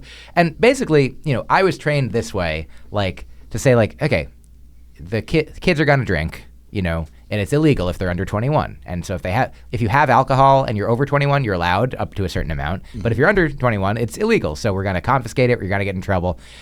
And so I was trained to tell the kids at like the beginning of the year, to tell the college students, look, like sometimes people are always like, what if I'm just like really quiet in my room and I'm just like 19 years old sipping a beer and like, am I going to get in trouble then? Like, probably not. Like, just, it's, if you're loud, then we'll come knock on the door and be like, is there alcohol here? Yeah. You're in trouble. Yeah. But it's really if you more. do something unnoticeable that's not going to call any attention to yourself, no, you're probably not going to get noticed. Yeah. If we smell pot, you'll be removed from housing. Right. If you drink and we know about it, then you'll be, fined or whatever. We're not actively looking for it, so please don't put it right in my face to where I have to do something about it. Yeah, Which is the fundamentals of any good manager. Yeah, I mean, I 100%, like, there were some people, probably, there were some RAs who got high with their residents, and that was not the way that I did it.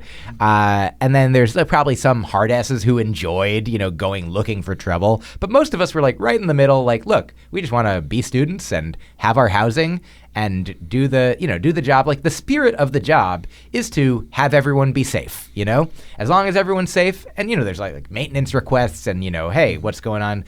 The heat's too much or whatever.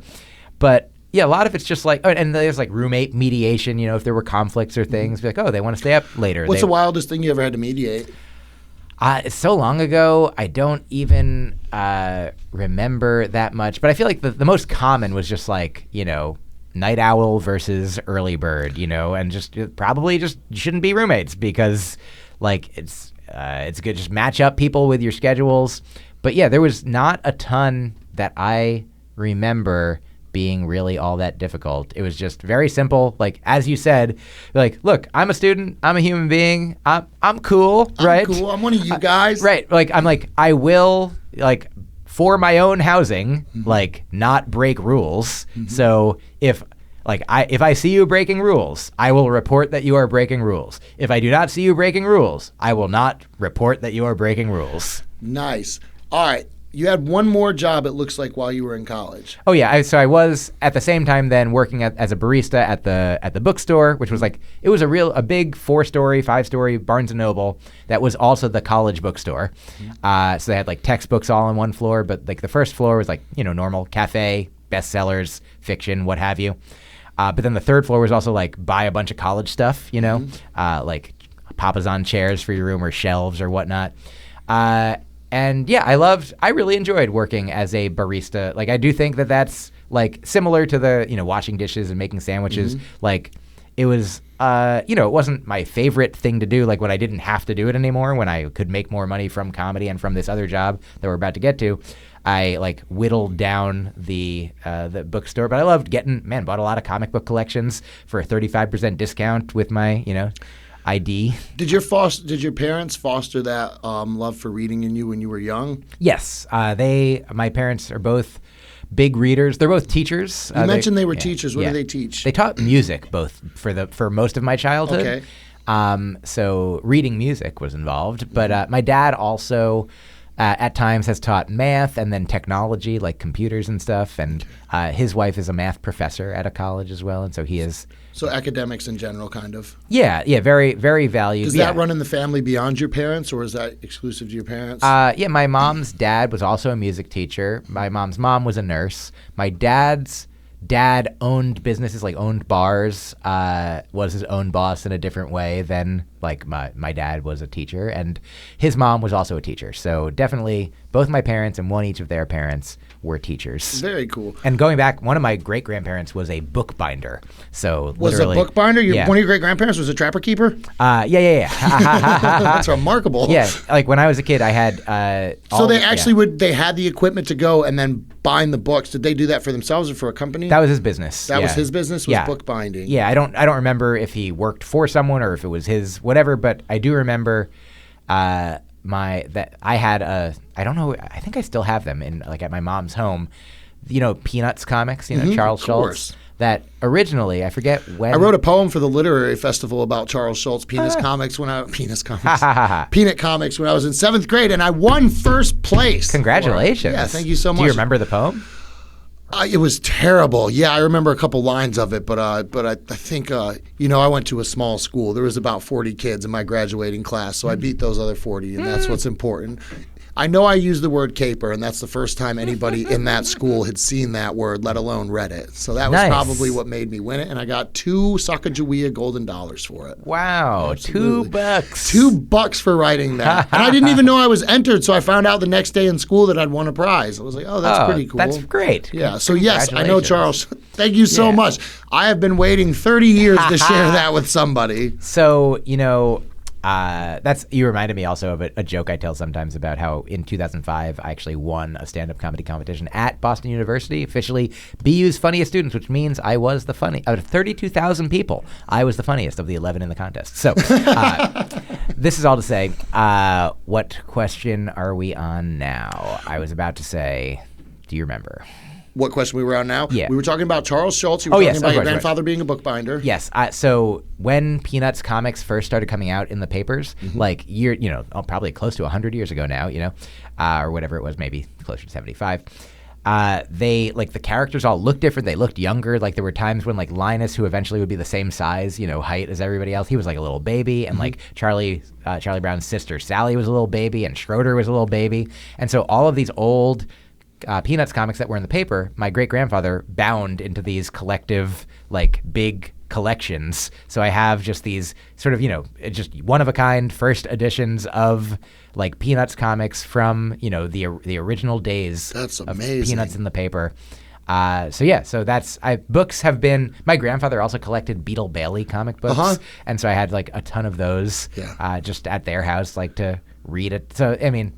And I read a ton of Archie comics, but also, books without pictures were revered as well. What was the first book that you fell in love with? I also read a lot of Hardy Boys, Nancy Drew. I remember Hardy Boys. Trixie Belden, the Bobbsey twins, like, kid detectives. And Boxcar Children? You ever read Boxcar Children? Never read Boxcar Children, but I actually just revisited a joke I wrote about Encyclopedia Brown, which I loved Encyclopedia Brown a ton. I completely forgot about Encyclopedia Brown. And I learned on Wikipedia, you can look, and it says that his actual name is Leroy, so his name is Leroy Brown. Get out of here. Grew up to become the baddest man in the whole damn town. That's amazing. The mystery adventure books when you were a kid. I think my first big one was Where the Red Fern Grows. I remember reading like some of the kids' books and stuff like that, but Where the Red Fern Grows was the first time I read a book, and I was like, holy shit. Oh, yeah. I actually don't remember. Like, definitely I felt good about reading those other books, but... Everything before that book I mentioned was just kind of silly. Wayside Stories and things like that. If you revisit Wayside Stories, do you remember Wayside? I've been wanting to, and I keep it's like in the back of my head, and I keep forgetting. It's incredible. It's got to be so fun still, right? It's really fun. I mean, like, I think a lot about, like, one of the stories is about a kid who counts incorrectly but gets the right answer every time. Yeah. He's like, they're like, how many of these are there? And there's 5, and he's like, 2, 7, 9, 4, 5. And they're like, no. He's like, what? How many are there? He's like, there's 5. He's like, I said 5. Yeah.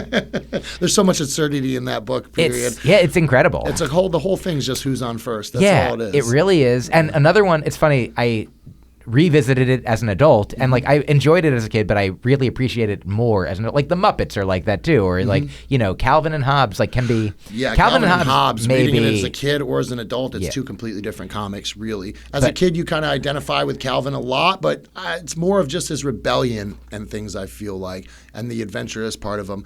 But then as an adult, there's a whole different level to reading it. Oh, I mean, it's brilliant. It's beautiful. And then there's another. I didn't read until I was an adult The Phantom Tollbooth, but it's very surprising. Because, I've never read The Phantom Tollbooth. Oh, read The Phantom Tollbooth. I'd have to. It's really funny and awesome. I've been an obsessive reader for the first part of my life, and then I reached a period in my 20s where I just started getting distracted more and more and more and reading less and less and less. Sure. And I've had the same copy of Zen and the Art of Motorcycle Maintenance on my nightstand for 6 years, and I can't get past the 3rd page. Sure. I have no clue what happened. I used to be able to read a John Steinbeck book in 6 or 7 hours, but now Well, I understand you have a 4-year-old, every once in a while you're like in the middle of even just doing a fun conversation podcast, you're like, this is more important right now, and it is. I mean, like, but it'll be great when she starts having like interest in books that are good. The Muppets, the version, Definitely for her. Well, luckily her older brother is autistic, so I think me and him are going to get more on the books than I am with his younger sister.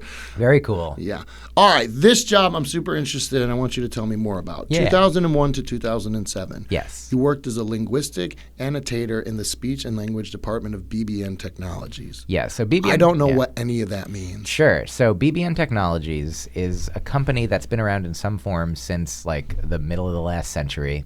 My understanding is that there are different departments of it that at one point they were involved in analyzing, like using technology to analyze the acoustics of the Kennedy assassination shots to determine whether there was a third, a second shooter or a different location. And I think was Oswald acting alone? And my understanding, if I remember correctly, and this is all, many grains of salt, they were like, it was like 50-50. So we got it. We don't know, but it's possible. But they also have like that kind of technology is able to be used in like in the military, like when I started there in 2001ish, and we'd just begun, I think, the war in Afghanistan and then Iraq, and so there were like that. I think other departments were using their skills to create like, acoustic determinations of where bullets are coming from is useful to have in the field. Like, so they have this, technology to be like,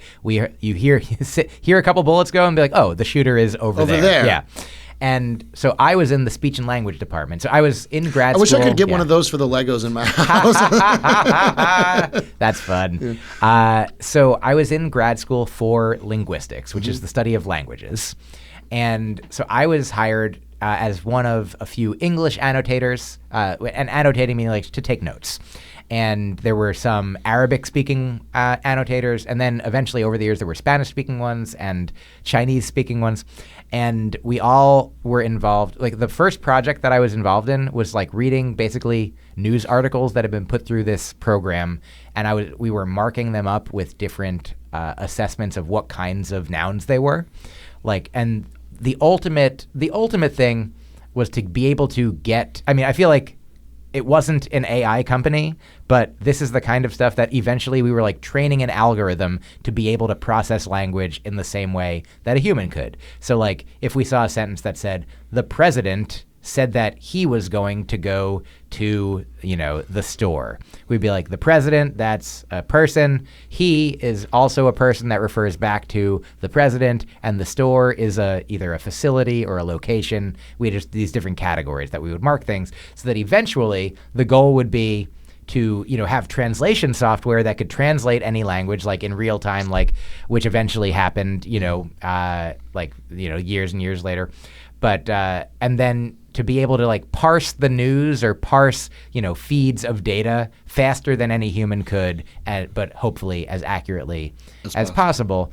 And so like some of the projects were like, there's only 5 categories. Some of them was like 30 categories of different types of things. And there was like all these different projects. Some of them were for the military. Some of them, one of them, I had to get top secret clearance at one point from the government, which meant like I had to apply, and like they did background checks. They like interviewed me and my family, like to find out, to make sure that I couldn't be, susceptible to blackmail from foreign governments or, spies or whatever. And so I had to do for a couple years, I think, or I forget how long it was. I had to go into like a special like room that like only I had the combination for, like, the other couple workers, and that there was no internet in these rooms, and just like the data was on these computers, and we just did our thing with them. That must have made you feel a little bit badass the first time you went in there. A little bit, and then I guess the novelty wears off really fast, and then you're just in an empty room with no internet. Yeah, I was just doing the job, and like the job was, it was interesting to me. It was like, about the stuff that I was studying, like, and it was sort of, philosophical, and like sometimes the questions were like, here's a question that comes up that we would have to discuss like with our group, like how we're going to annotate this, like American. Like sometimes American means a person. One American did something, right? Sometimes American's an adjective and it refers to the whole United States. But sometimes we say like, America, does that mean the people? Like America eats a lot of donuts, right? It's not, that's the people of America. Sometimes America means the people eat a lot. Sometimes like America is, 3,000 miles long. Then it means the land, right? Sometimes it says America declared war on this other country. That means the government. That's an organization. And so the goal was to, try to parse it with as much nuance as the actual, human brain is capable of to help, computers be able to do that. And so that was really interesting. We would have these discussions of like, is this instance, is this a person? Is this an organization? Is this a location? Is this a geopolitical entity? Did it ever get heated, or was it mostly pretty calm and reasonable? Yeah, I mean, it was like, I think we all had there were definitely disagreements, but then ultimately we had a boss who was like, would make the decision. We'd have these discussions, right, and then they'd be like, and now here are the guidelines, and now we do it like this, Gotcha. And then I think, eventually it would all be as like, what was useful, what was practical, what was helpful. And yeah, now, I mean, my thoughts about the military and the government are like, I was so far removed from the actual, what was happening. But this is, I was in my early 20s when I started doing that job. And I would definitely have more questions about a job where I'm helping the U.S. military in the future. Now, well, that's why they get you while you're young. Yes, they sure do. And that will lead us up to... Before we do, there's one other interesting thing about that job. Go ahead. The company was owned by Verizon when I was working there for a lot of it. And so there was sometimes we'd be in between projects, like, there's all different freelance projects. One of them, a project that I was on, was for Verizon itself. And Verizon was like trying to improve its interface of like directing you without connecting to a person in their phone system, right? It's like you call Verizon, it's like, what would you like, And you're like, a person, an agent, please. And like, tell us a little more about what you want. Do you want billing? Do you want, a new plan? Do you, what are you trying to do? And so, and they were trying to make that system be automated and effective so that they didn't need as many people. And so I would be listening to calls in real time, and I would be, from beginning to end, somebody would call in, I would jot down everything that they said that they were trying to do and find where it was sending them. And we were trying to like, fix the glitches in the real-time assessment of it. The most interesting part about it was I'd be listening to the whole call from beginning to end. Like I'm on the call. You know how they say like, calls may be monitored for whatever purposes sometimes? I was a person monitoring the call, and I would even hear the person talking on the line when they were on hold. Like, so they'd be like, oh, goddamn son of a bitch, another fucking machine. Goddamn, what the? And so, like, there was I would have gotten fired if I did this, but I could have, like, just hit unmute, because I was just muted. I could unmute and be like, I can hear you. You know what I mean? Like, so just everyone out there, know that when it says that calls are, maybe going to be monitored, like that could be not just while you're talking to the people, but truly while you're listening to the ringing as it's connecting you to another person. I just saw some reel where a guy was sitting in the courtroom. He was on Zoom courtroom, and he was in the waiting room, so he thought nothing was being recorded, and this stupid motherfucker rolled and smoked a blunt in the waiting room on the camera. And then they brought him into court because he was out on pre-trial bond. And the lawyer brought it up, and they showed the video right there and immediately revoked his bond. And that was the end of it. Man. Why would you not think you're being recorded if you're on a line? That's wild. Yes. So, yeah. All right. Here we go. Here we go. Are you ready? This is the big one. Yes. 2008 to present. Stand-up comedian, writer, actor. Ha ha ha ha. Yeah, that's... How did you get into comedy? Oh, thank you for asking. I mean, technically speaking, so that's 2008 is when I went full-time and haven't had really any other job since then other than show business type. But so 2002 is when I say that I started doing comedy. The very first time I ever performed at a comedy club was in 1999. I was a senior in college, and I was playing music. That's how I got into comedy, is because, like I said, my parents were music teachers. I was, from a very young age, trained, indoctrinated. I didn't love it, but I played the violin since I was 4. I eventually taught myself guitar in high school, loved it. And I just like started practicing all the time. Didn't even think of it as practicing, just loved playing the guitar and started writing songs, and some of the songs were funny. Played them for my friends at camp. They're like, yeah, that's funny. That's great. More of that. And I got to college, and I played in like a coffee house there, talent shows. And like, I just, I'd already been like bolstered by, the love of my parents and my family to be like, you can do anything. And I'm like, oh, then this is what I want to do. I want to be a singer-songwriter. I'm going to write songs. Some of them are funny on purpose. Some of them are not funny or are funny, but not on purpose, And this is now 1999. I'm like, there's pre-Google, but there was like some Yahoo, or I asked Jeeves, Jeeves is some Yahoo, or Hotbot. I remember different online search engines, and I was like, just searched for Club Boston, Did you say Hotbot? Hotbot. Okay, that doesn't sound like a search engine. I mean, it was a search engine. Hotbot. Yeah, it was. It fell to Yahoo and Google eventually, but. I was just like searching for places to perform, like clubs in Boston. Some dance clubs came up, and like not those. Some rock clubs came up. It's like, okay. And like I had a buddy who was like in a band. He played the cello in a band, and they were out and about, and they had a following. And I was like, where do I perform? How do I perform my music and get a following? And I went to like some music open mics, but I then found, just in searching, I found a comedy club called the Comedy Studio, and I called up, and the owner at the time was a man named Rick Jenkins. And he answered the phone because he was the only one who worked there at the time. And they did shows Thursday through Saturday, I think, maybe Thursday to Sunday. And I was like, can I come play my music at your club? Some of it's funny. I have funny music. And he was like, sure, you can have 5 minutes. And I was like, oh, that's a lot of time. I guess I could play like one song or a couple really short songs. And so I went in, and that was the first time I ever performed at a comedy club, 21 years old. That's like, I waited till I was 21 so I could get into bars and, be able to do the thing.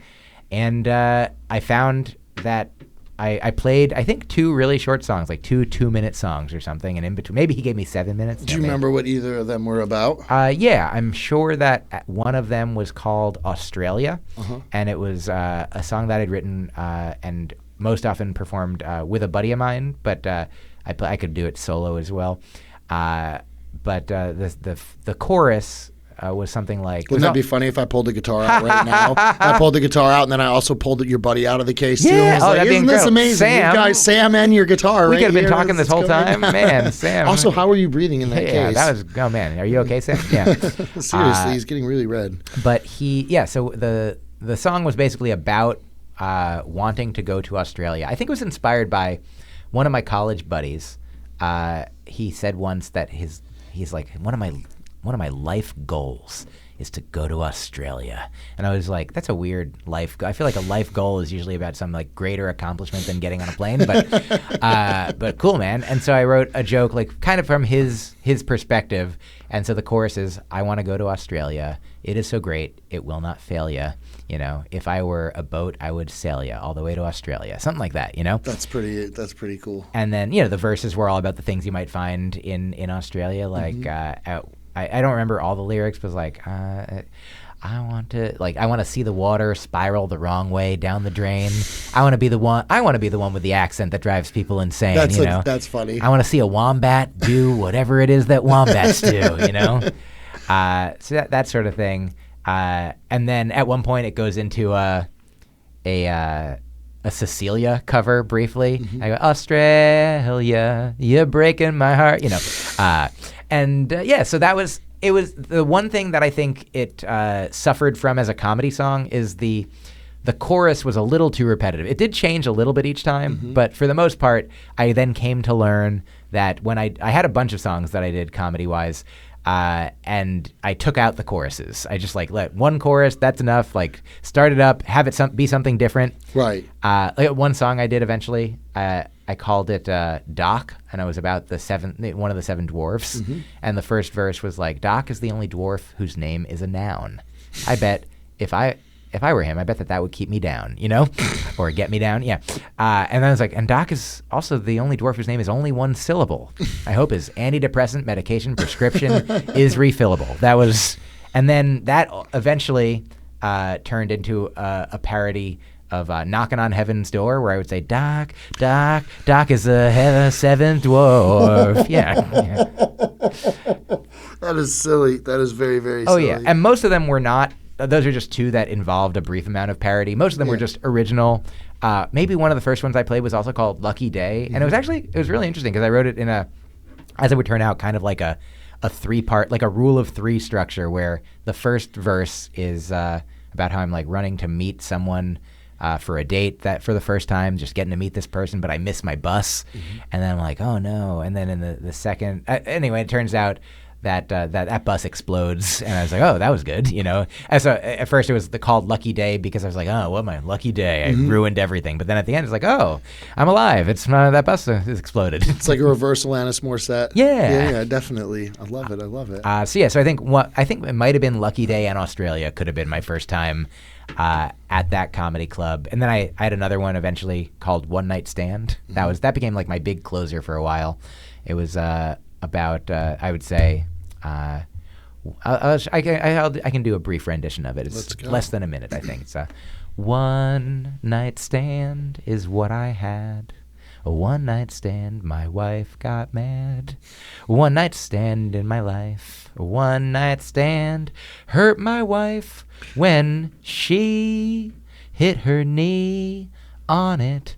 And she said to me, doggone it, you got to get rid of that nightstand today because it's always in my way. So now I have no nightstand where I used to have one nightstand. So now I have nowhere to put my glasses when I sleep around.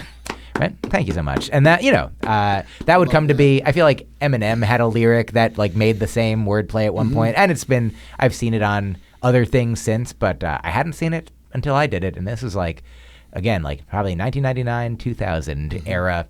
I put it on an album that is not available anywhere I called it Open Mic Night, filmed or recorded at an open mic, 12 tracks of songs, 12 tracks of jokes from before I even really started doing comedy. You must have a copy of that somewhere. I've got it. If people ask me for it, I can provide it with a great disclaimer. Absolutely, excuse me, love to hear that album in its entirety. I'm so down to hear that album. You got it, man. Excellent. But yeah, so that's how I got into comedy, is that when I was on stage, in between those songs and before playing the songs. In fact, the very first time I performed at the Comedy Studio, I went on right after Jonathan Katz of Dr. Katz, Professional Therapist. Absolutely know who Jonathan Katz is. That was one of my favorite shows growing up. Absolutely. And I still watch that at least once a month. It's so good. And it was, the show was... Also my first exposure to H. John Benjamin. Yeah. As a voice actor, which is phenomenal. I followed him in everything after that, but that was the first thing I saw him in. Absolutely. For the uninitiated, the voice of Bob of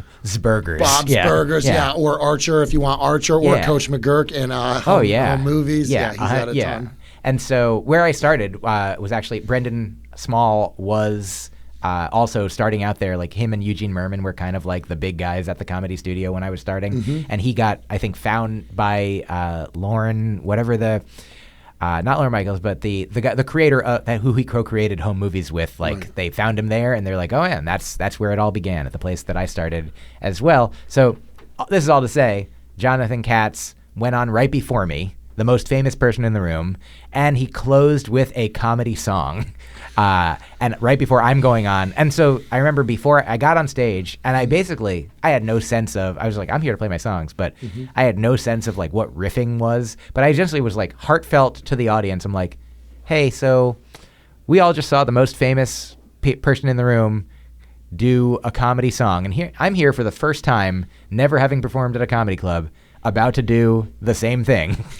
And people it was endearing, and people laughed, and I was like, oh. And then in between the songs, I also talked a little bit, and people laughed at the things that I said, which was, intoxicating. I knew my songs were okay. I was like, I'm here to play my songs, but I had never experienced, I never performed at a comedy club before. I've never done stand-up. But in those moments, I was doing what I would later, come to understand as riffing. And it was working because I was, really present and wasn't even trying to make that. I was just, trying to tell them stuff, And so sometimes now when people... And in studying linguistics, here's a concept that comes up sometimes is, there's a caricature of a person who, if you meet a psychology major or a psychologist, you might be like, well, please don't psychoanalyze me, right? Don't use your powers, right? And be like, well, now I am.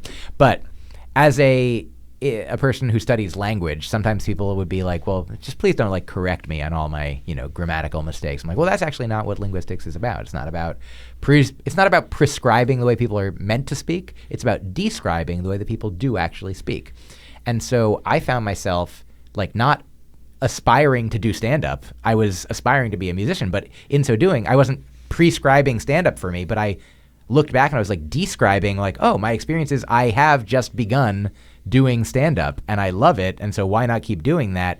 So when people ask me sometimes, when did you know that you wanted to do stand-up? I would say it was a little bit after I started doing stand-up.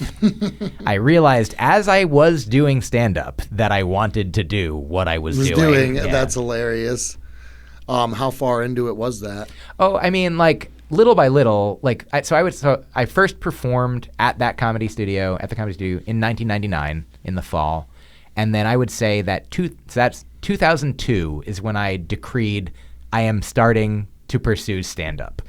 And so in between there, like I had started like writing, like jotting down joke ideas, but my goal was still just to be a musician, to be a singer-songwriter, and like maybe, have a couple jokes here and there.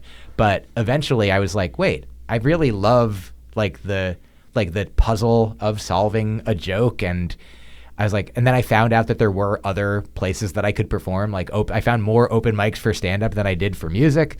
And so so it took a couple years to really realize that my now goal, my dream was stand-up comedy. So somewhere like 2.5 years or so.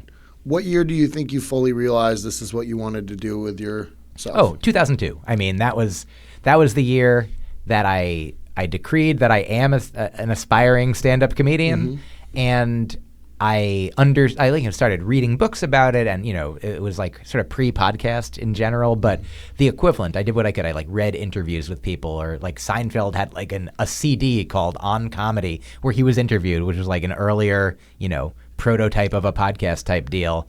And I just like got in. I was like, oh, so, and then I started going to tons of shows and doing open mics and learning like, oh yeah, so the way to do comedy is to just do it, to write and perform and record and listen back and edit and just keep putting it through the process. And I remember Eugene Merman said something like maybe at like a graduation speech that he did once. He's like, follow your dreams for 10 years. And if you don't make it after that, then you can stop if you want to, but like give it 10 years.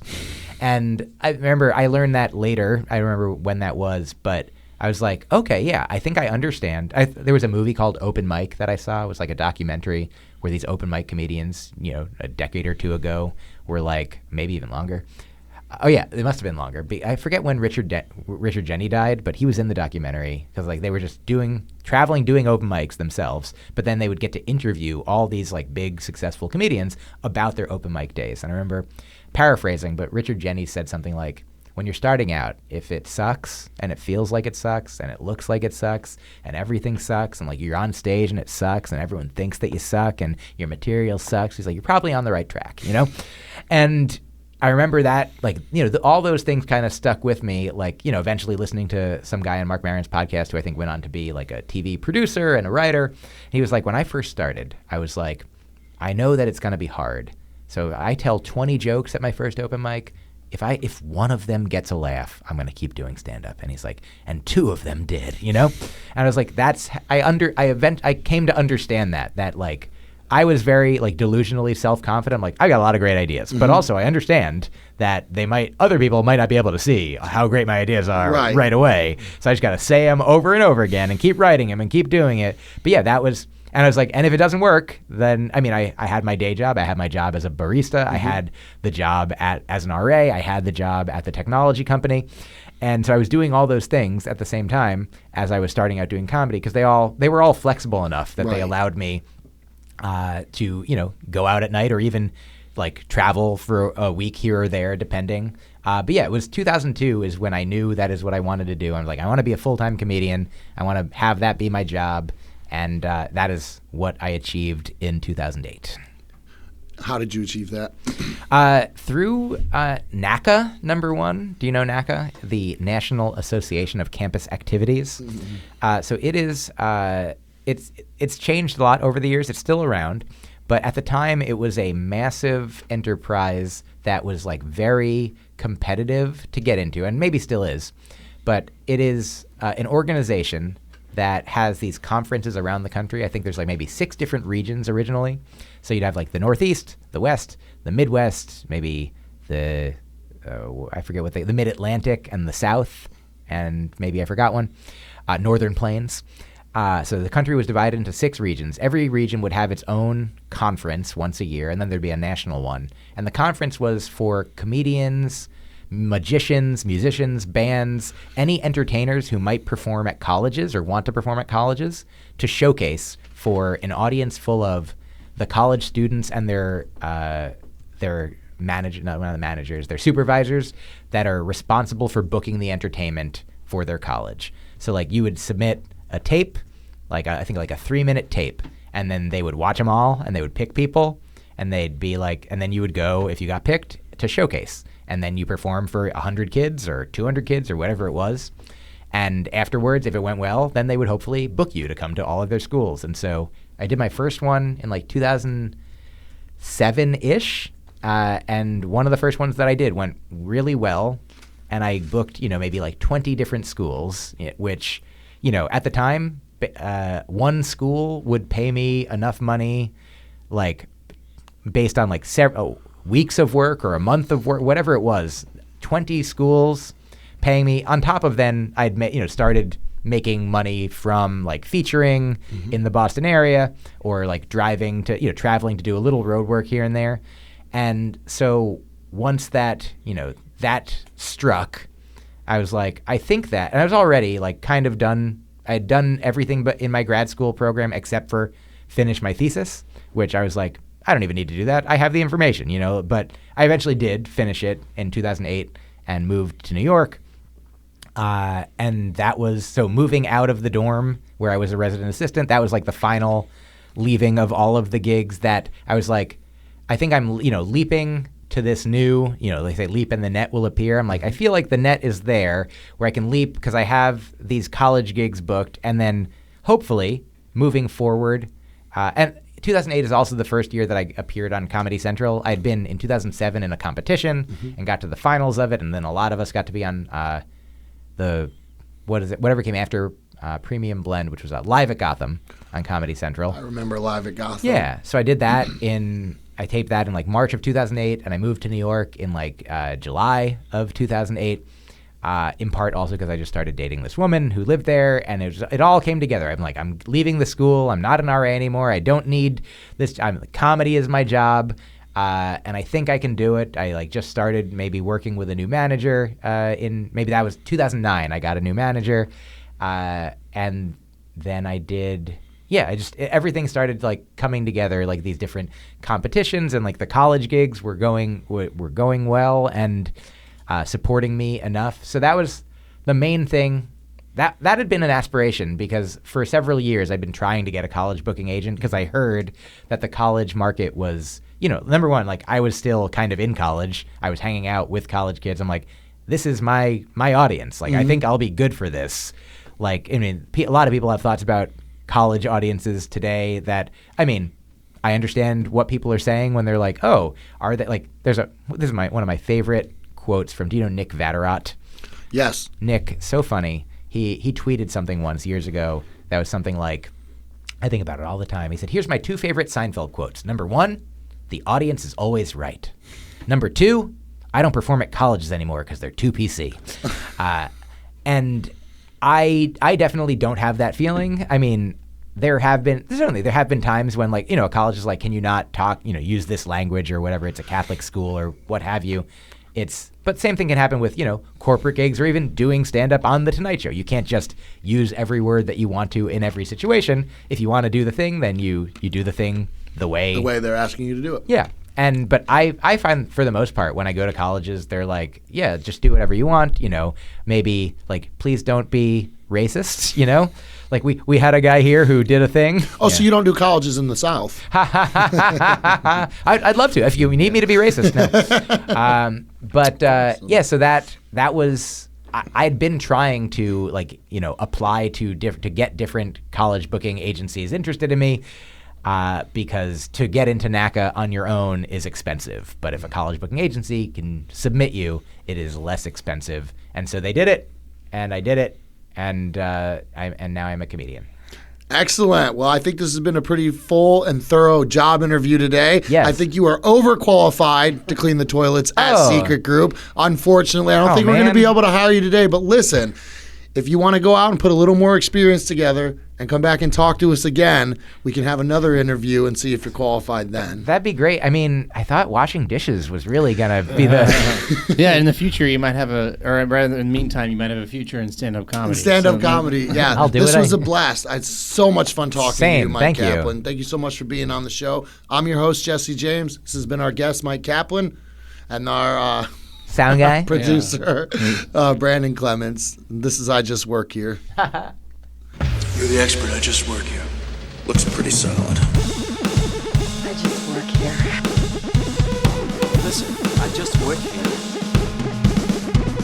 I didn't pick you. I just work here.